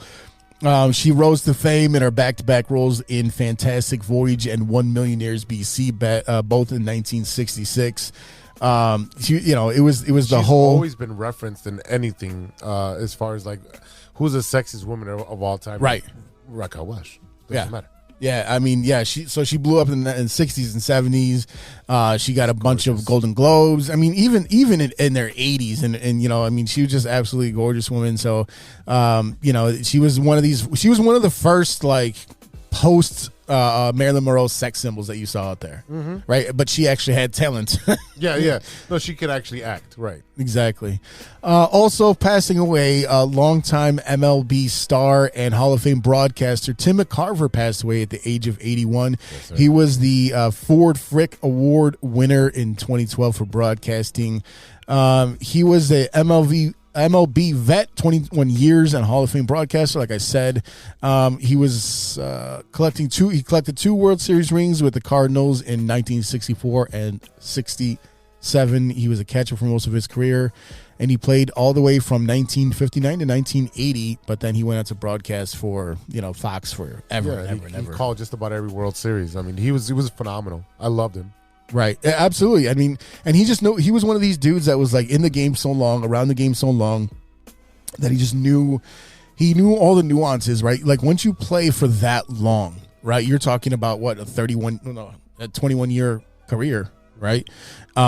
You see when it was every day you play baseball, you see something new. He didn't see new shit anymore. No, he already saw it all, right? So, yeah, he saw Babe Ruth play. He did. He was Babe Ruth's bench coach. Yeah. All right. One more notification we got today, actually. Richard Belzer, the comedian and actor best known for playing acerbic detective John Munch across a number of NBC crime dramas, including Law & Order Special Victims Unit, over 20 years, has died at 78. He passed away peacefully this Sunday morning, local time, in his home in France. Ooh. And he apparently had a lot of health issues. So, yeah, I actually have a Richard Belzer book because, for those who don't know, he actually also did stand-up comedy back in the day. Oh shit! Yeah, he was around for a long time, and he 20 years of doing the same role. It's weird because you're playing with the pictures, and that first picture, not that one. I've seen him like that. Yeah, the dark hair. That one with the dark hair. I'm like, holy crap! Yeah, that's how I remember seeing him the first time I remember seeing him, and then, him and Jerry Orbach right there. Just like that was that was them in the show. The funny thing is when you think about that era of crime dramas and law dramas or whatever, you had LA Law, you had like Hill Street Blues, but you didn't have like the ones that came a little bit more NYPD Blue. Yeah, none of these guys were like undercover superstars, right? Like but they were just the longevity where you're like, not only do I know you, but my grandmother watches you on reruns on TNT. Ice-T was supposed to be like a cameo. Yeah, a cameo for 3 episodes, and he's done it for 20 years now. Right. And which is funny because so my favorite thing about Ice-T being on that show is John Mulaney does a bit about him where he's always like super like surprised about the things that they're talking about, right? So and just the phrases. I don't want to look that up.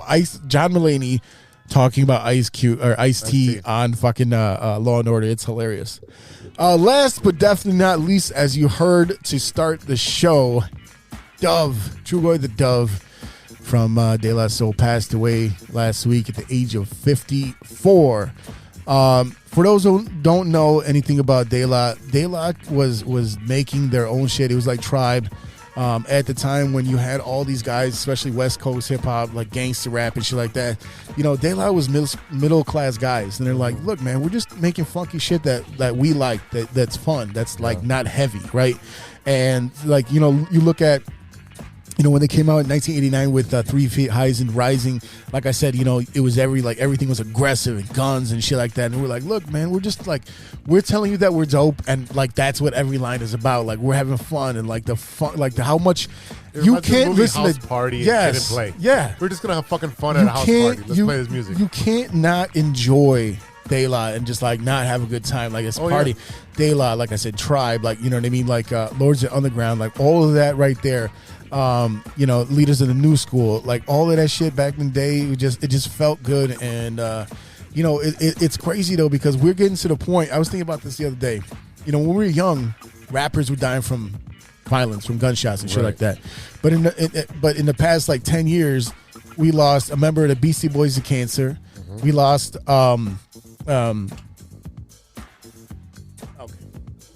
so like we tried. It's okay. I'm the one with the bad memory, so I can't fucking talk shit. So we lost Five Dog a couple of years ago. Remember, Georgie went to the whole celebration, and now we lose Trugoy the Dove from De La. I mean, like the fact of the matter is, like someone from the Beastie Boys, someone from Tribe, and someone from De La has now passed away, and not from illnesses, right? From getting older and just life happening. And Mick Jagger's still out there. Mick Jagger, these old man. What the fuck? Hey, you want to talk about sucking the souls out of fetuses and just to stay alive? Now stay alive. So yeah, that one was a gut punch, right? That was one of them ones where you just like, it was almost like when Kobe died. We're just like, God damn, like, are you for real? Yeah, that Kobe thing, that one really did suck. I didn't believe it for a couple hours. But it's crazy though. Just like as a hip hop fan, as a hip hop head, to like feel the wrath of disease coming down on your favorite rappers from back in the day. I mean, that's tough, man. Yeah, it's like like I said, seeing Superman, you're tugging on his cape, and like, oh my God, you're old. Yeah. 54 ain't old though. No, because we're right around the corner. Don't remind. Oh no. All right, ladies and gentlemen, that's it for the rundown. We'll be right back with some Jordan 60th birthday talk after a word from our sponsors. Hey, true Chicago sports fans, show off your Chicago pride with some fresh clothes from Grit Clothing Company. At Grit Clothing, they create that simple yet classic style that represents that Chicago Southside lifestyle. From t-shirts to hoodies, hats to glassware, they've got you covered. Grit has everything you need to represent your Chicago pride, so do it right now. Check out gritclothingco.com and use the promo code TrueFan15. TrueFan15. For 15% off your entire order. Let me say it again. That's gritclothingco.com and use the promo code TrueFan15 for 15% off of your entire order. Hey, this is comedian Ken Garr, and I was just a guest on the True Chicago Sports Fans podcast with E-Roc. Big Earl E-Roc. and G-Money and a bunch of weirdos. So tune in. Welcome back to the True Chicago Sports Fans podcast with E-Roc and Big-Z. Oh, yeah. Ladies and gentlemen, in honor of Michael Jordan's 60th birthday, 6-0. 6-0, this old bastard, we are presenting our top 6 Michael Jordan moments in Bulls history.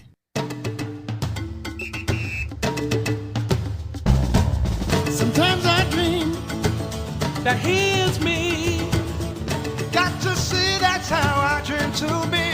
I dream I move, I dream I groove. Like Mike, if I could be like Mike. I wanna be like Mike. Like Mike, if I could be like Mike.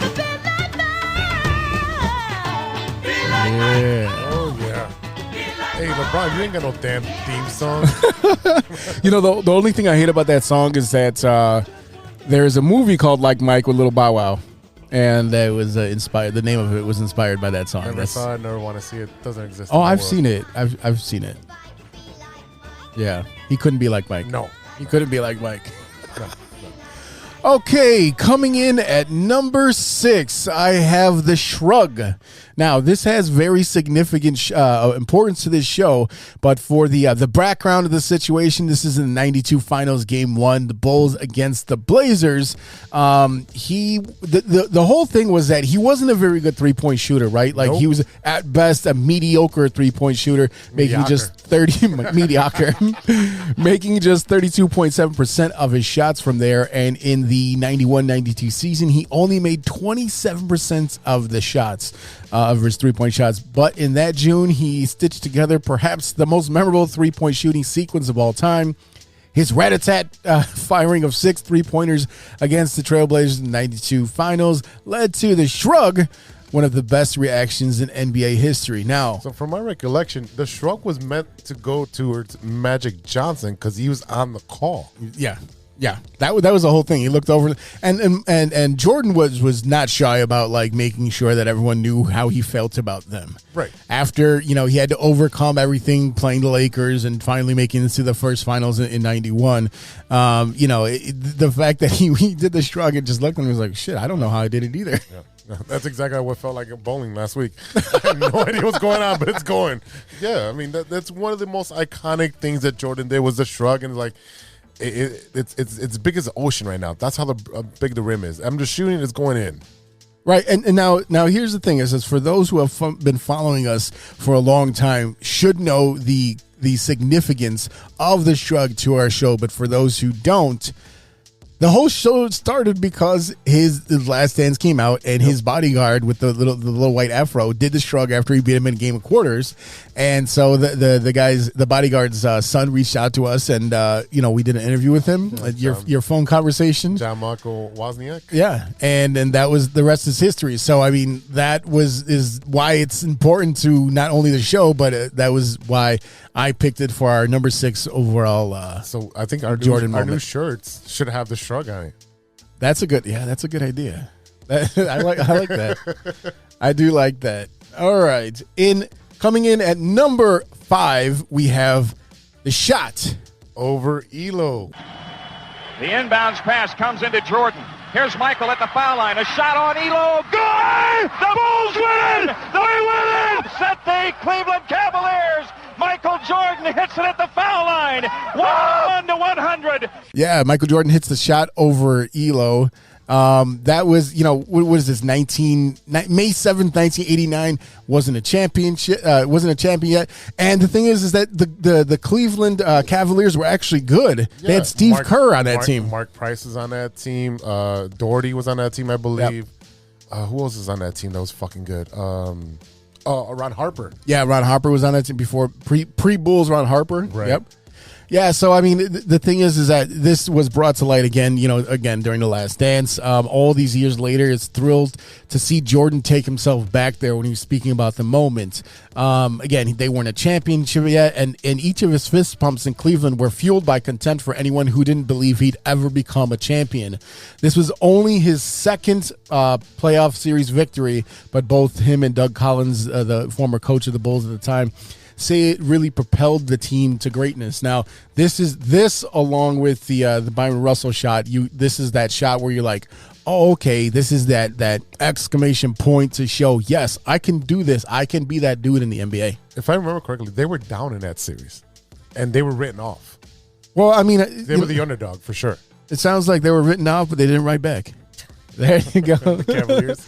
Yeah, I mean, at that time, the Bulls won less games than the Cavs. Yep. Right? The Cavs swept them in the regular series. Yep. Right? And, Jordan said in The Last Dance, he goes, look, we had nothing to lose. So they just went out, played balls out, and Jordan had been written off at the time several times in his career, several times in his basketball career, going back to his junior high days, and when he, his petty ass brought up his old was a junior varsity coach. Yep. When he went to the Hall of Fame. Yeah, so took it personal. Yeah. So anyway, that is number 5. Coming in at number 4. No, don't do it. The flu game. Oh, the flu game. The flu game. Yeah, the conspiracy around the flu game that they poisoned his pizza. No matter how sick I was, how tired I was, I felt the obligation, my team, the city of Chicago, to go out, give that extra effort.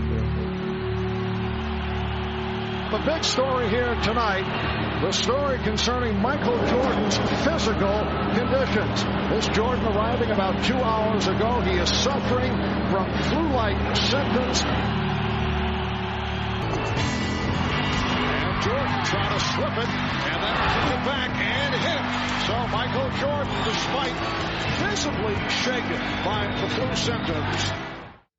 Yeah, so that night they were in 1997 in Salt Lake City, where the Slots are playing. All-Star. The Slots.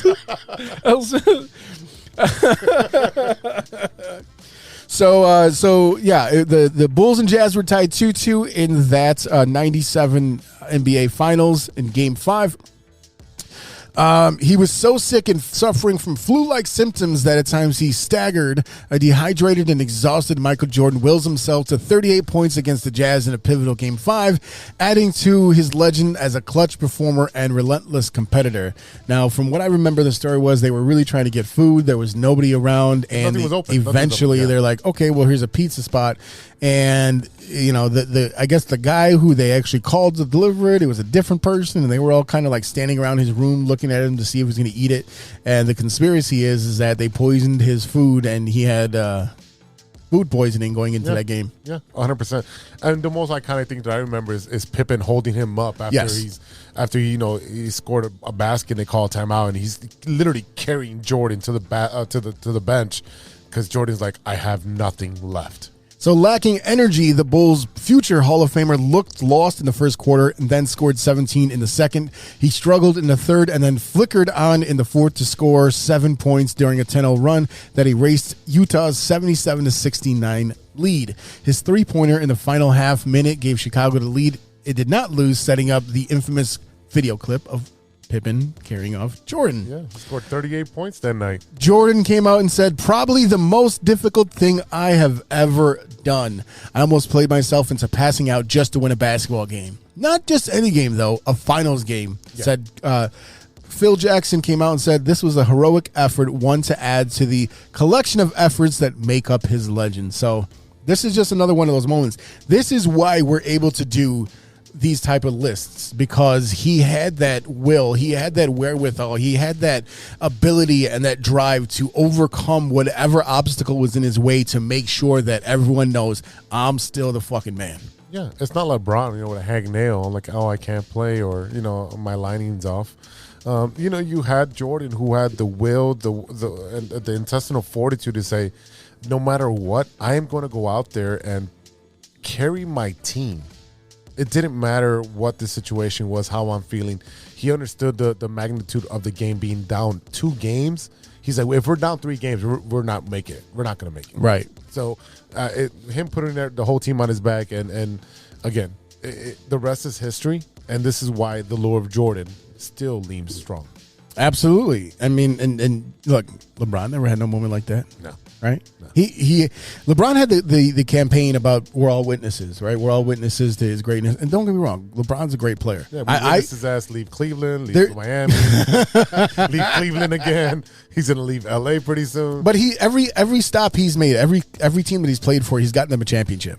Right? It's true. He got it. He had to go back to Cleveland. He did go to the finals early with Cleveland, but he had to go back to win the finals. He won the finals in Miami. He won the finals with the Lakers. Like he does have championship pedigree. And no matter what you want to say about LeBron, I believe he would have been a very good player in the 90s. He plays to what the game is right now, and that's pleading to the refs. Right? Jordan complained a lot, but he never flopped. I mean, he put it this way. It's not that he never flopped, right? He did do it. There's evidence of him like exaggerating a fall, but LeBron does it when there's like a drop of sweat on the floor. That's the difference. When a guy waves his hands in front of LeBron, LeBron's just like, oh my god, right? Shots fired. There's a sniper in the roof. Like if you fart 3 rooms over from where LeBron is, LeBron's like, my heart, I'm going down, guys. The thing with LeBron is that he did go to the finals with the Cavs early in this year. Yeah, with nobody, with Anderson Varejao. Yeah, but he went to Miami to a team that was built. Well, he built him and D Wade. They built that team together with Chris Bosh. I mean, but D Wade was already there. You already had a superstar there that was still good. Not true, because you remember when they signed, they were all free agents because they were part of the 03 draft class. They were all three. They were all three free agents. They had to agree to all sign there. He was already in Miami. He wasn't going to leave. Dwayne Wade was not going to leave. Hey, everyone else left. Chris Bosh was a budding superstar in Toronto. Yeah, LeBron was a superstar in Cleveland. Oh, that whole banana boat thing. Well, that's too. Yeah. Better than a banana hammock, I suppose.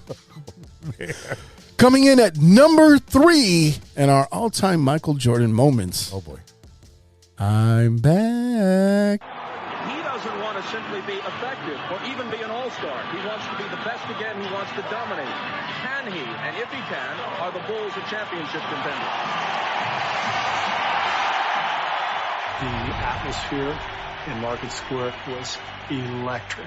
We ran out onto the floor, and the air was thick with anticipation and anxiety. It felt like the finals. Boy, oh boy, listen to the reaction here at Market Square Arena as Michael took the court. It was an emotional moment.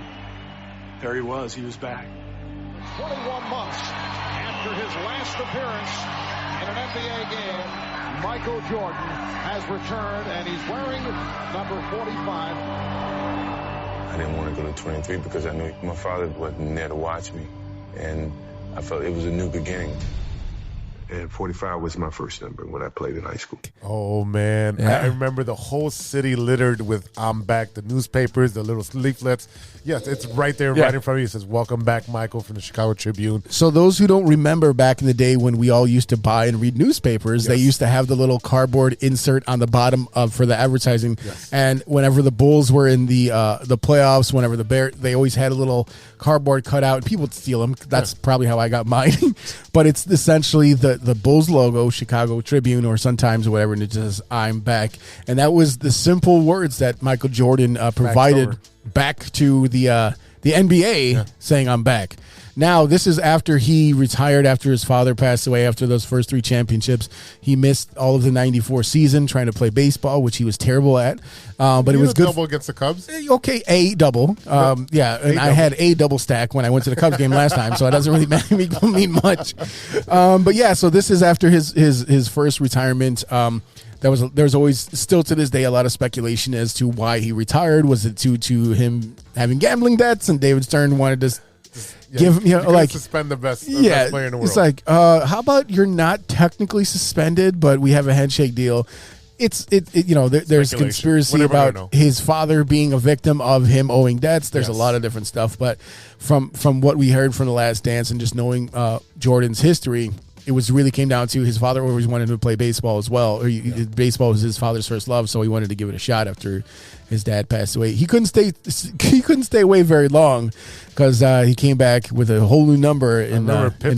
Pippen with Jordan's shoes. I was like, come back, come back. Pointing right to the sole of his shoe. Yeah. So yeah,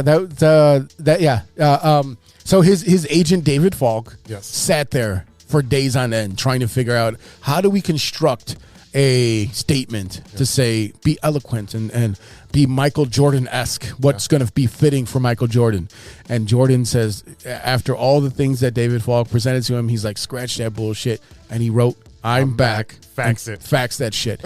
And the rest is history. He came back and he won 3 more titles. And, it just in a very Jordan-esque way, it was just magical to watch him come back for his first full season and then win a championship. And then win all of the games, 72-10, and win a championship. When he came back, he almost beat the Orlando Magic. Right.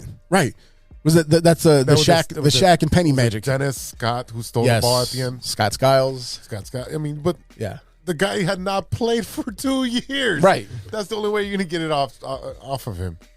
Yeah, and that's the thing is that, I think, I don't know about you, but I know that when I was a kid and thinking, like, I was almost shocked when Jordan missed a shot, right? Like, I always expect him to hit every single shot that he ever took. Yeah. So the fact that he comes back and he's not like this miracle worker that can, pull them through the dredges and make and get them to the finals for another win in '95, but then come back and do it for 3 more. It was just a really incredible time as Chicago sports fans, especially our age, between the ages of 11 and 18, watching this team just be amazing. Like, everyone in Chicago, that's all we wanted to do is play basketball. I want to go to the other universe, because there's multiple universes, right? Yeah. I want to go to the multiverse. Multiverse. I want to go to the other universe where Jordan doesn't retire and the Bulls play the Rockets in those 2 series. And I want to know who to win, because Hakeem Olajuwon was a motherfucker. Yep. He was the best player at that time.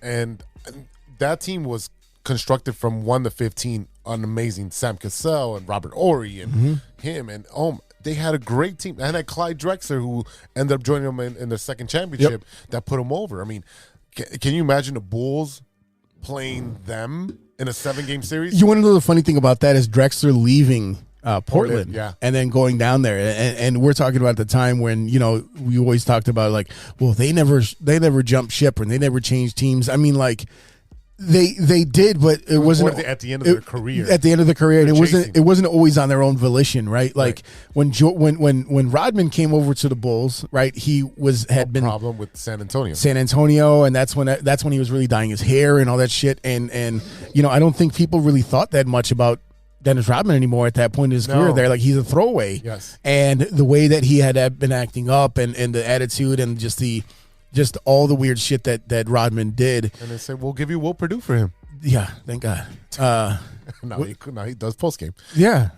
Will Perdue is very good, but he is kind of terrifying. He reminds me of that fucking 20-foot skeleton that people put out on Halloween.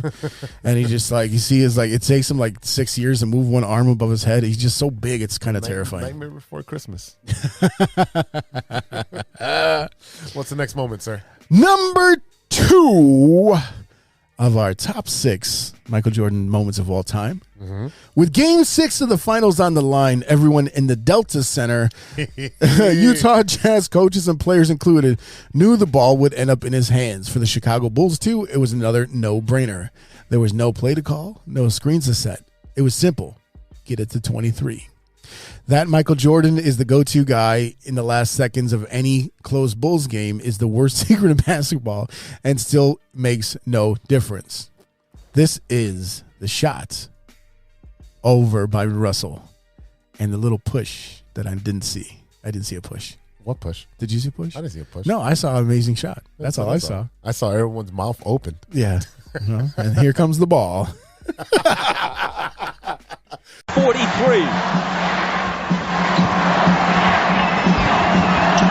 Malone is doubled. They swat at it and steal it.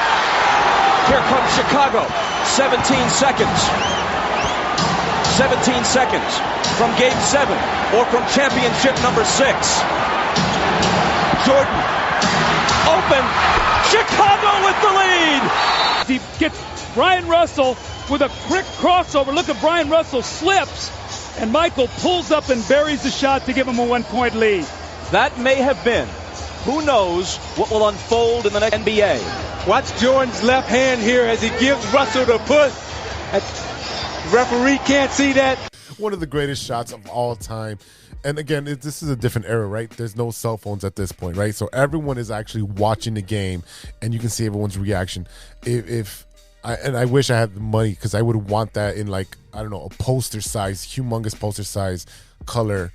Well, actually, I've seen it where the whole crowd is black and white, and the only thing in color is Jordan. It's Jordan, yeah, with the red. And the basketball going towards the hoop. And that is one of the most iconic shots of our era. I can say that. But everyone knew the ball was going to Jordan. Yes. And Byron Scott was chirping the entire fucking game, saying, "Oh, I can guard you, I can shut you down." Sir, he scored 35 on your ass. Look, and he averaged 35 for the finals. You know, we weave LeBron in and out of this, right? And for good reason. Yeah, because one of the greats. He is one of the greats. I mean, like, you know what I mean? You can. He's got to be in the top 5, regardless of how you feel about him. You look at his accolades, all around player. Yes. Now, again, I still think he would have been great in the 90s. He could. I think he has the body structure for it. Yes. And I think he has the basketball IQ. Oh, yeah.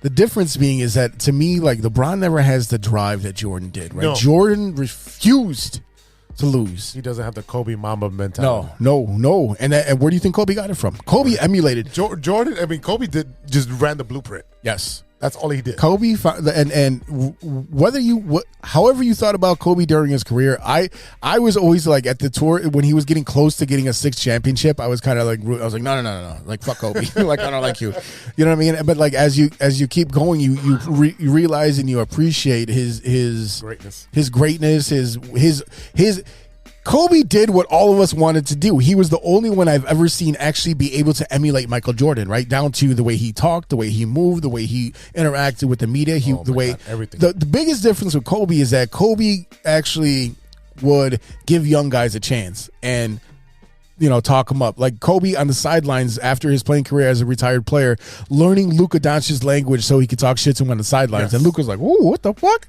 And Kobe's over there like, "Yeah, that was me. That was me." You know, so I mean, that's the difference between Kobe and Mike. But overall, you know, you can't. There's not enough that you can say, considering the fact that his last shot. Now, granted, he did come back with the Wizards for that little bullshit Kwame Brown season. Time, whatever. But even then, he was the hardest, like, working player on the court, right? Yes. And, you know, that averaging 20 when he was 40. There you go. There you go. And it's kind of like Leo DiCaprio's dating. Ooh. Woo-wee! It's like, what is it that to take your age, cut it in half, and that, yeah. Okay. But that, I don't really count those Wizards years. No. Because that right there, that's how you end a career. With one shot. And you went going out on top. Yes. Right. And then you leave Karl Malone out to the sidelines. Ooh, I'm so sad. Like, anyone see my cowboy hat? All of that. Yes, sir. All of that leads up to this, where it all began. 1991. NBA Finals. Bulls versus Lakers. He's now 1 for 9. The look away to Livingston. Jordan. Oh, a spectacular move by Michael Jordan. That's 13 consecutive field goals. What a phenomenal series. This is, and I know this was kind of like the end of the Lakers because they were very old at this point. but you still had an all-star team 1 through 9 on the Lakers. The Bulls are an up-and-coming team, just getting over the hurdle of playing the Pistons, who had been in their way for the last couple of years. You also had the Celtics, who were putting up a fight, also aging, but there's still great stars on both of those teams. And Jordan finally gets over the hump. Finally gets some helps. He gets Horace Grant. Scottie Pippen's coming to his own at this point. You have shooters with Paxson. You have it was Hansen on this team. Who else is on this team? Cartwright was on this team. Yeah.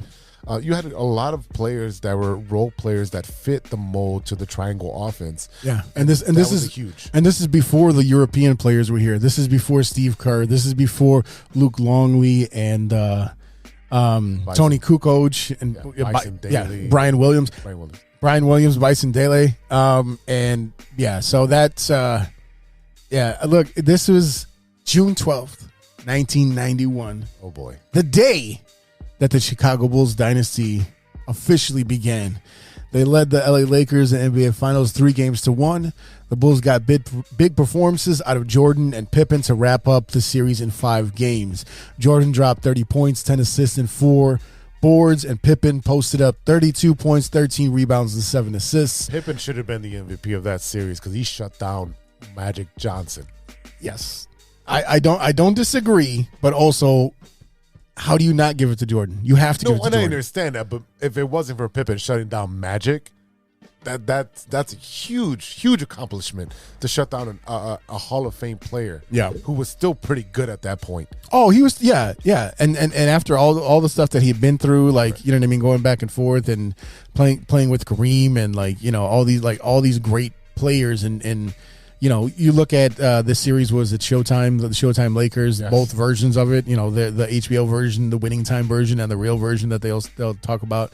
But him, Jordan, and the Bulls having to go through everything they went through with the Lakers, with the shitty Pistons, the way they just dogged Jordan and just beat his ass, and you know what I mean, and that's the dig, right? Like what NBA player now could deal with that and still play through it and find a way to play through it, persevere through the struggle and the adversity, and still score while someone's trying to chop your legs up underneath you and break your leg as you jump up and shit like that. Right, and the thing is that people don't realize that he lost his enforcer. He lost Charles Oakley. Yep. And they ended up getting Bill Cartwright for him, and that was it. And Jordan was pissed about that. Yeah, because that was the older statements that said, yes, I got your back no matter what. No one's gonna fuck with Jordan. I got your back. Oakley was a homie. Oakley was like that his whole career.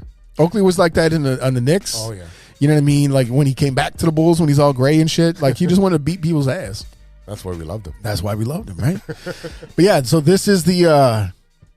That's the win, right? That's the 1991 most valuable player, right? Yeah. This is what kicked it off. Yep. This is the start of us.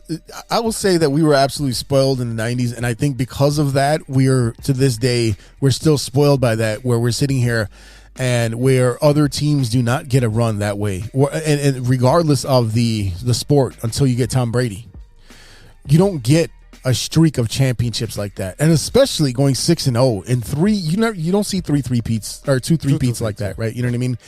And to this day, people will still argue that if he hadn't retired, that they would have 8 in a row. Now, to me, if he hadn't retired, they might make 5 or 6. Because you could tell he's winding down. He needed that 2 year. He needed to rediscover his love for the game of basketball. And he changed his game. He did, 100%. He had to change his game because he couldn't take the pounding of playing in the paint anymore. And you see the way he was shooting more. Yeah, it was more of a mid-range game. And the way that he was getting his teammates involved, and the way that he was allowing guys like Steve Kerr to take the final shot. What ended up happening, he ended up trusting the damn offense. Yes.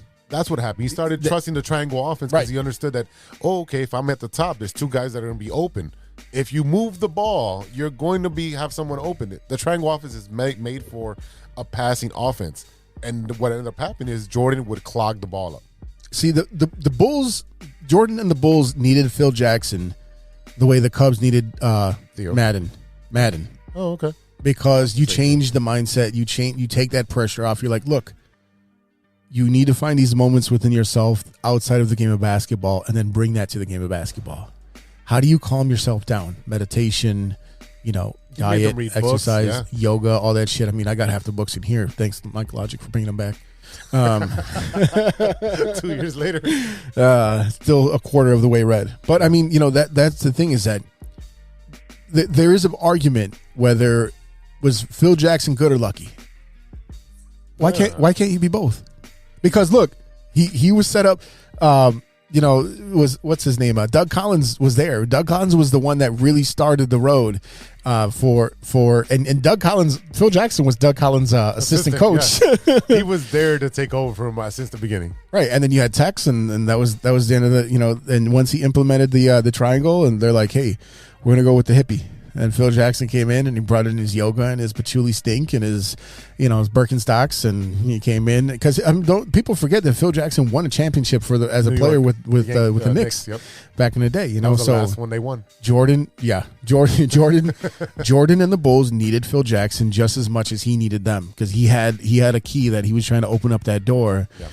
And Jordan was able finally, due to Phil Jackson, whether you like it or not. Yes, he was lucky that he landed on that team, and then he was able to coach, Kobe and Shaq. But you still needed him there. He was the one with the personalities, those big heads, right? Exactly. Those cocky attitudes, and he was the one that got Jordan to believe in the rest of his team. Yes, like trust the players that we have out here with you. They're going to help you. They're going to do their job. And I can guarantee you, no one wants to let Jordan down. That's huge. That's a great point. That is I love that point. I like what Bill Wennington says. Yeah, Jordan scored 55 points in the Garden, but I scored that one. Yeah, he goes. We combined for 56 points. Yeah, that's a good one. All right, man. You got any honorable mentions? Honorable mentions. It's you gotta throw in the slam dunk competition in Chicago. The contest, yeah. Of him, taking off from the free throw line with the Marlboro sign in the back. Yeah, of course. So Marlboro sign. That's what that statue is from. Yes, that's from the dunk contest. I mean, how fitting is that to win the slam dunk competition in your own stadium? Right. And this is before the championships. This is when he was still trying to do it all himself. Right. All that stuff. So I mean, at the time, no one really knew who Michael Jordan was. They knew he was a good player. They knew him as a dunker. Yeah. They knew him as the guy that had all the potential and the ability in the world, but he just was never able to get over that hump, and that's what it was. Because again, basketball is not an individual sport. I don't care how many ISOs you run. Yeah, 100%. I agree with you. But I mean, for me, that's one of the most iconic images of him floating through the free throw line with one hand out, and he's pumping it as he dunks it. And so iconic, they put it on a bunch of shoes. Huh?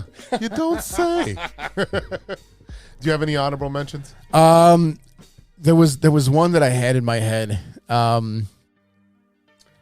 Speaking of which, my honorable mention is the moment that he signed with Nike. Okay, and there's a movie coming out. Yeah, there is a movie coming out. Ben Affleck, producing. So they were actually talking about it on the during the All-Star festivities. I think there's quite a few people in it, but essentially it's the story of Michael Jordan and his signing with Nike, because I think he also had he had also been working with Adidas, and Adidas didn't want him. Yeah, Adidas and Converse were in the right, and Converse right there. Was the those Chucks, because you had Larry Bird in Converse, you had Magic Johnson in Converse, and that was they all had their own colors. I mean, you watch any of those old games and they're wearing those little flat ass shoes. I got a pair. They ain't no ankle support, man. You look at a curb wrong, you're like, well, my leg's broken. That's how that works. But yeah, so that's my honorable mention moment. It's not on the court, it's off the court, and it is him signing with Nike and just turning the NBA world and turning the fashion world on its head. Because you got to remember, at that time, the reason why people our age in the 80s look so much older is because they were not wearing baseball caps and athletic gears and joggers and gym shoes, right? If you were going bald, you went bald, and you proudly sported that fucking horseshoe, right? you sported that horseshoe with a fro behind it, and you had your wool suits and your ties and your hard-soled shoes and all that shit. And us, now, even NBA coaches after COVID, they just wear whatever. They wore warm-ups and joggers and stuff. So, I mean, that changed the way. Now you see guys wearing suits with Jordans, wearing suits with Stan Smith Adidas. It changed not only the landscape of the NBA, the way that marketing is done, it changed the landscape of fashion in general because you have, just like I said, people never saw that as a thing, like like tennis shoes, athletic shoes. Oh, that's nothing, this and that. Jordan changed all that. Another thing that Jordan changed, I know we're running out of time here for our segment, but another thing that Jordan changed was pop culture. Yeah, 100%. He started doing commercials for his shoes with Spike Lee. Then he ends up being in it must be the shoes. Right. Then you have the movie, a Space Jam, which, LeBron tried to copy and failed. Space, you can still watch the original Space Jam. You're like, this is a great movie. You got Bill Murray, you got him, you got a bunch of comedians in there. He transcended the sport. Yes. And that's why we love the man, because he transcended the sport in a time where the world wasn't as open as it is today. We got our news the next day from the newspaper, or watching 10 o'clock news and watching the 4-minute segment of the sports and try to catch a glimpse of Jordan doing something special at that point. There wasn't that much sports radio. No. ESPN celebrating 25 years. That's not that long ago. Right. Yeah, ESPN radio in Chicago. Yeah. So there wasn't. You had like the sports line that you had to call into. Exactly. So it's a huge difference that for a man to transcend the sport, to transcend the pop culture references at that point. George Michael's Sports Machine. Oh, you like that one? I still now to the tape, and he got the he's in that big green screen and he hits the thing. Yeah, I mean, he changed so much of our culture and how we grew up. The way we absorb sports. I mean, we did everything growing up. We try to emulate everything he did. With our East Bay catalog. Rest in peace. Rest in peace. Yeah, this just finally, I think, Finish Line or whoever is taking. Yeah, rest in peace. So sad. What else? You got anything else before we get out of here? No, man. I mean, look, I think we owe this show to Jordan. 100%. Right. Like, how serendipity is that? And the funny thing is that because Jordan is the reason we became, we are in the era and of the age where, yes, it was cool that the Bears won, but we weren't young enough to appreciate it the way we did when we were, again, 11 years old, 9 or 10 or 11 years old when Jordan wins his first championship, right? Yeah, and then we watched that. Call the game. Yes. And then all of a sudden we're interested and we know who Ahmad Rashad is and we know who, Hang Time and we're watching Learning to Fly and we're watching, his airness and Rare Air and all the books that I have and all that stuff. So that was really our introduction into really truly loving sports, because even if you were a Cubs fan or a White Sox fan or whatever it is, you're a fan because they're local, right? You were not Jordan brought the casual fan into the sports landscape, into understanding what it is to have pride, not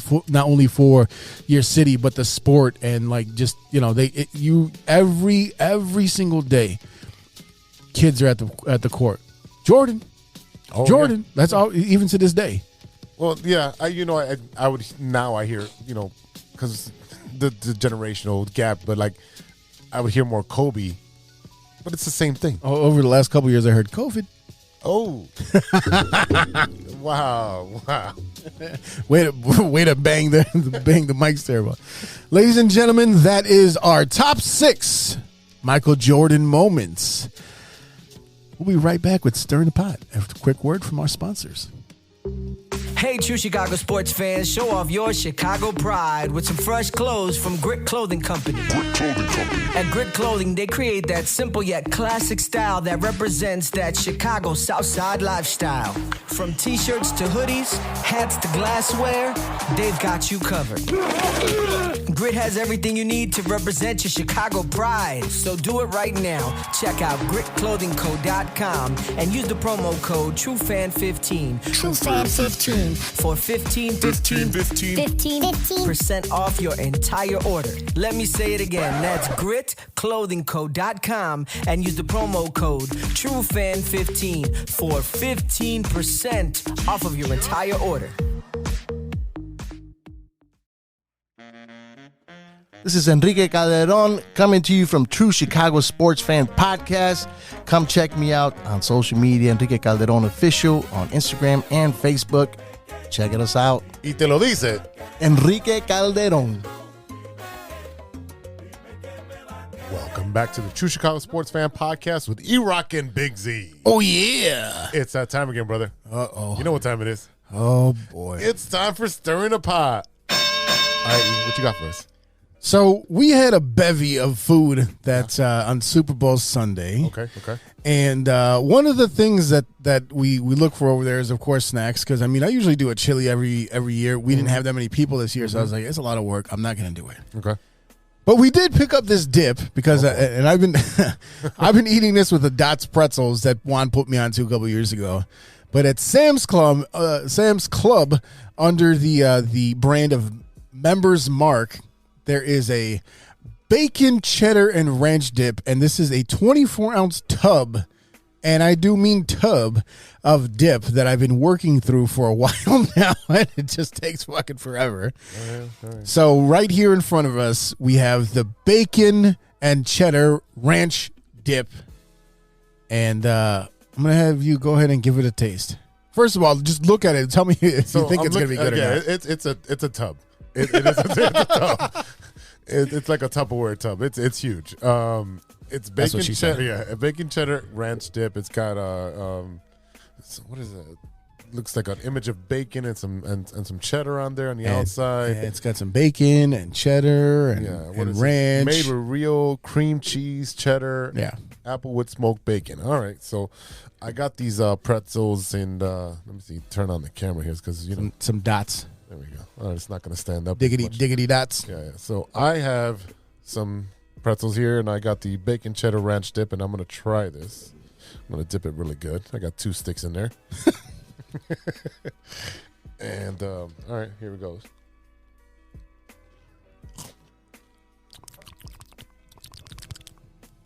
Mac and cheese sounds? Yes, mac and cheese sounds. This is phenomenal. This tastes like Ruffles. This tastes like Fat Kids. Oh yeah. Like, yeah, I mean, you'll just sit here and eat it, and you can put your vegetables in it if you were someone that eats such disgusting things.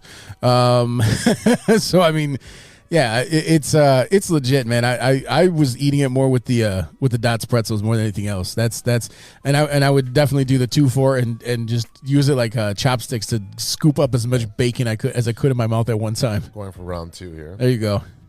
It's good, man. It's phenomenal. Now, here to be fair, there were 2 other dips that we got from there. One is a Green Goddess dip, which if you ever look up Green Goddess, and it's like Green Giant. It's like a bunch of disgusting stuff because it's like cilantro and whatever other green, because it's all the green kale, spinach, it cilantro. is. I was like, let me give this a try. It's awful. It is absolutely disgusting.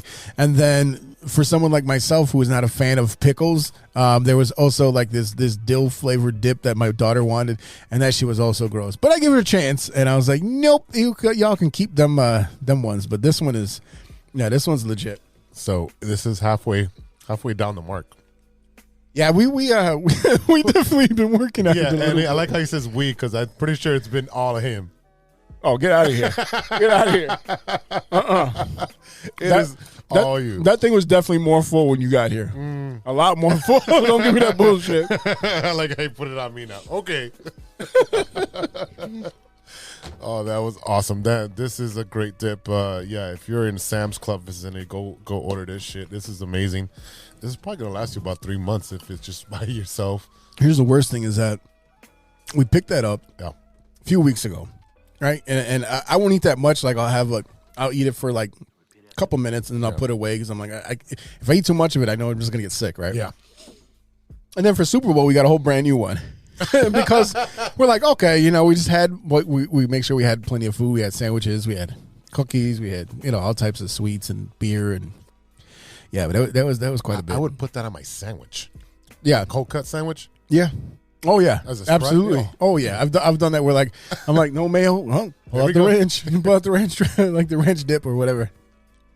Yeah, it's legit, man. I'm trying to think of something you don't want to put that on. Ice cream. Yeah. Well, Although the sweet saltiness. So there's this dude that has I don't remember his name, but he is on like TikTok and like Facebook Reels is where I see him because I'm old, so I watch Facebook Reels instead of TikTok. But essentially what he does is he finds really old cookbooks and he does recipes from he's like, here's a peanut butter cake from 1941 because he goes rations of eggs and butter were rare at the time. Okay. So they made recipes, whatever. And it was like 3 ingredients. It was like baking soda, milk, and peanut butter. And you just mix it together, or like flour, right? And mix it together. You put it in the thing, and then he tries it, and he's like, "This is amazing." So he's literally he's been going through, and he'll make all these old school recipes. But he's funny. He's like, instead of milk, it's called moo juice, right? Instead of baking soda, it's called floof powder, right? It's just a silly guy. Yeah.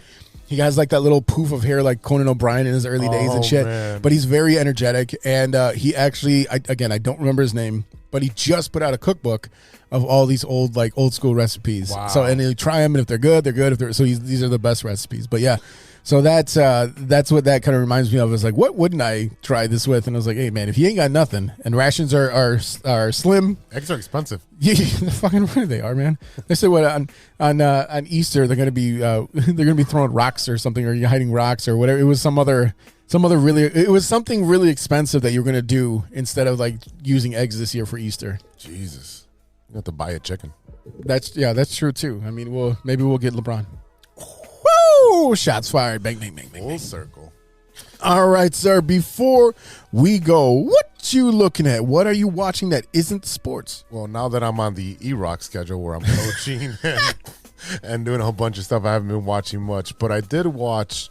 I caught up with 1923, so I'm very current with 1923. Tequila? Yes. Yes. I always say yes to tequila. 1923 is another Taylor Sheridan shows. So it's 1883 and 1923, and then it's Yellowstone. So that is part of the Yellowstone family universe.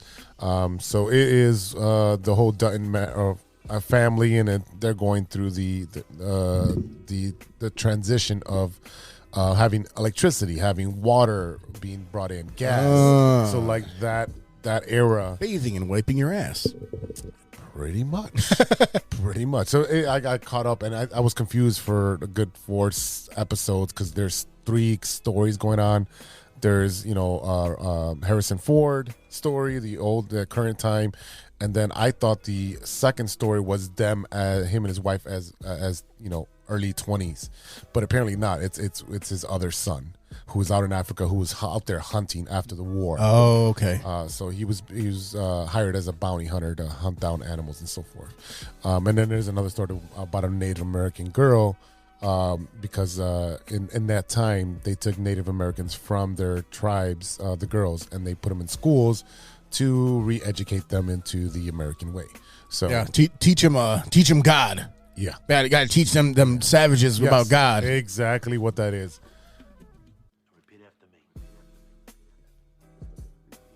14 minutes.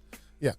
So that's essentially what that was, and it's a really good show. It's a little, obviously that whole section part of it is controversial, but it's actual what happened in U.S. history. So you've got to address it. And you've got to show exactly what happened. Gotcha. That makes perfect sense. Yeah. Hopefully it's real, or it's actual.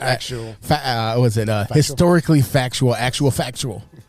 And then Picard, the final season. I saw the first episode, and the reason I'm going to watch it is because they're bringing the entire cast of Star Trek Generation. Yeah, I saw the Geordie LaForge there, and Deanna Troi was my film. I love Deanna Troi back in the day. Yeah, and Will Wheaton's mom, the doctor. Yeah, what was her name? Dr. Deanna something. No, there's Deanna Troi, and then the doctor. I forgot she's in the first episode. Yeah, because that was the one that was kind of had the relationship with Picard, and then Jonathan Frakes. Oh, I watched TNG. Yeah. Well, that's what I'm saying. That's where it goes full circle into the first episode. So that Data. Yeah. Oh, that is it. Spiner, right? Brent Spinner. Spinner. Yeah. Spangler. Yeah, his birthday was a couple days ago as well. He did like 4 or 5 different iterations of Data. Yeah, he played his creator's creator, and he was in Independence Day as well. Michael Dorn as Worf. Yeah. Love Worf. Jonathan Frakes. Yeah, he also voiced Gargoyles. He voiced a lot of animated stuff. Yep. Directed a whole bunch of stuff, and he was also on one of my favorite podcasts, the Insider View with Michael Rose Bowl. Oh, okay. That's one of my favorite podcasts. Okay, look at this guy. Yeah, I listen to podcasts and watch podcasts. Oh, man. What that's about amazing. you, man? I've been watching a couple of different things. Number one, I'm watching part 3. It's not season 3. It's part 3 of the Upshaws with Mike Epps. This is one of those real corny kind of Netflix shows that has all the same feel, and it's not a great show, but I mean, like, I've been watching it since season or part 1, and it's essentially Mike Epps and Kim Fields are a married couple. Wanda Sykes is Kim Fields' sister, and they go through their the trials and tribulations of raising kids as a middle class family in Indiana. So that is same formula, just repackaged. Yeah, and like, I don't like Mike Epps' stand up. It's pretty bad. So this is very like formulated, very scripted. Like, he's married to Kim Fields, but they never kiss. Like, it's like hug and like, but so like, and there's like they have an older son. So essentially the storyline is that she got pregnant when she was 16, and they have a son that's grown now, and he has a child, but he's gay. So, but when he was younger, he didn't know he was gay. So yeah, like, had a relationship, and like, he had a child young. So like, yeah, and so like, they essentially have like a daughter and a granddaughter who are the same age. And it's a lot of like dynamic, and it addresses a lot of issues with mental health and LGBT like Q families, and like how they integrate, and how older generations perceive, like, what would you do if your son was gay? Well, like, you love him because it's your son. Like, there's no, you know what I mean? So it's a lot of different stuff there. And then, so that was one, again, it was one of those shows that kind of followed from back in the day, but from the last couple of seasons. So I dove right back into that as soon as they said, "Oh, coming soon, Upshaws Part 3," and I was like, "Well, I'm watching that." Have you seen this at all? No, not at all. I've never seen it. But I like Mike Epps as doing cameos in movies, but I don't think he, like you said, his stand up is okay. So I don't think it's great. Yeah, it's not very good. Speaking of stand-up, I also did watch one of my favorite comedians, Jim Jeffries. Brand new special just came out. Jim Jeffries, High and Dry, and that's because he stopped drinking and now he smokes weed. So that's why he. Good for him. Yeah, even though he was pretty famous for his drinking. On stage and all, he always had a big beard and shit like that. But yeah, I like him. I've always liked Jim Jeffries, especially for me as a parent, like him talking about like, finding time to be with your partner, and like trying not to fall asleep on the sofa and like shit like that, like, because he has a son, and he just got married, so like it's all about that. And then finally what I started watching was the Bill Russell special on Netflix. Oh, okay. And that is fantastic. Yes, it's sports related, but who gives a shit? It is fantastic. It's our segment. Damn it. Yeah, that's right. Damn it. But it's talking about his trials and tribulations, the way he came up playing basketball, his involvement with the civil rights movement, being right there with Martin Luther King, just alongside him with Muhammad Ali, and just the way that he had to navigate through it, very similar to the way that Jackie Robinson was not served at certain places, right. And it was just, it's a very interesting, it's a 2-part series, very interesting perspectives, especially coming off of his passing last year, and just talking about his influence and how he really changed the modern like defensive game of basketball. Like, one thing I didn't know was that, it was always questioned how he would be able to have a part and have an impact in the NBA team. He was so big and lanky. And one day he went out there, and I forget who he was playing, but he started blocking their shots by just jumping and swatting the shit out of it, not to the crowd, but back to one of his teammates. And he did that 3 or 4 times to the team they're playing. I think the Lakers, their best scorer.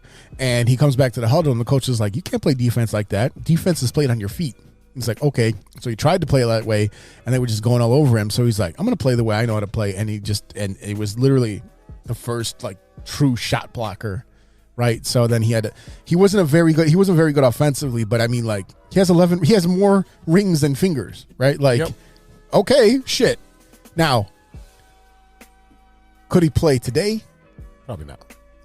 He could, but he was just thin, and he was also playing against white guys, right? Like, that's the difference. So him, Bob Cousy, and it just talking about his his upbringing, the struggles he had to go through, his working through civil rights movements, issues, and things like that. So it's definitely something that for a sports fan you have to dig into it and appreciate what you're seeing. Amazing. Yeah, it is absolutely phenomenal.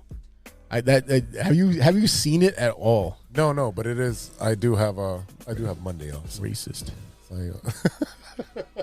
Now you sound like my students. Speaking of which, just because I didn't get to say before, Bobby Hall's a piece of shit. I'm just letting y'all know. Yes, he is. I'm putting that out there. All right, ladies and gentlemen, thank you so much for listening. That is it for today. A big thank you to our sponsors, 606 Media, True Chicago Sports Fans, and Grit Clothing Company. Don't forget to go to gritclothingco.com and get your official TCSF podcast t-shirt. Search for keyword True Chicago and use our promo code TrueFan15 at checkout for 15% off of your entire order. That is TrueFan15. Go and get your shirts right now. And don't forget to check out the rest of the 606 Media lineup. The newest show in our family is No Water on the Weekend with Stephen and Sean. It's a pop culture forward podcast that dabbles in funny trivia, film, television, music, and Chicago-centric news and happenings. New episodes available on Mondays wherever you listen to your podcasts. And the AllNet podcast is available after every Bulls game. Check out AllNet with Mike Logic and Ideal wherever you listen to your podcasts. Don't forget to check out the brand new EP by Mike Logic and Joey Childs, Too Much to Text, Volume 1. You can find it on Mike Logic's Bandcamp, Mike Logic, MICLOGIK.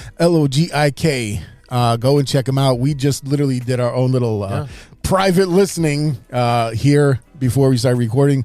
I went a few weeks ago and checked out the listening party for that, and definitely a great it's album. dope, man. I can't wait. And then of course Ideal's new project, Feliz y Guapo, coming out 3/3/23. That's pretty dope too, so make sure you go and check them out. And don't forget the Shy Native Radio podcast is now available on all major platforms. Mike Logic, Ideal, and Throw MC talk about sports, movies, and all types of ill shit. Make sure you go check them out. Make sure you go check out what Shy Native has got going on. A shout out to Ronesh, Panic, Serious Beats, and Custom Made for the beats we played on today's show. Check out paniconthebeat.com for all your Mole Men merch and gear. And don't forget to check us out on social media. You can find us at Shoe Shy Fans on Twitter and on TikTok. Find us on Facebook, Instagram, Spotify. Reach out to us, hit the DMs, tell us what you think about the show. Give us your ideas for Stirring the Pot and movie recommendations. And you can also hit us up at truechicagosportsfans@gmail.com. All right, y'all. For Big Z, this is E-Roc. We'll see you next week for episode 132. Until then, be good to each other. For the love of sports. Swish.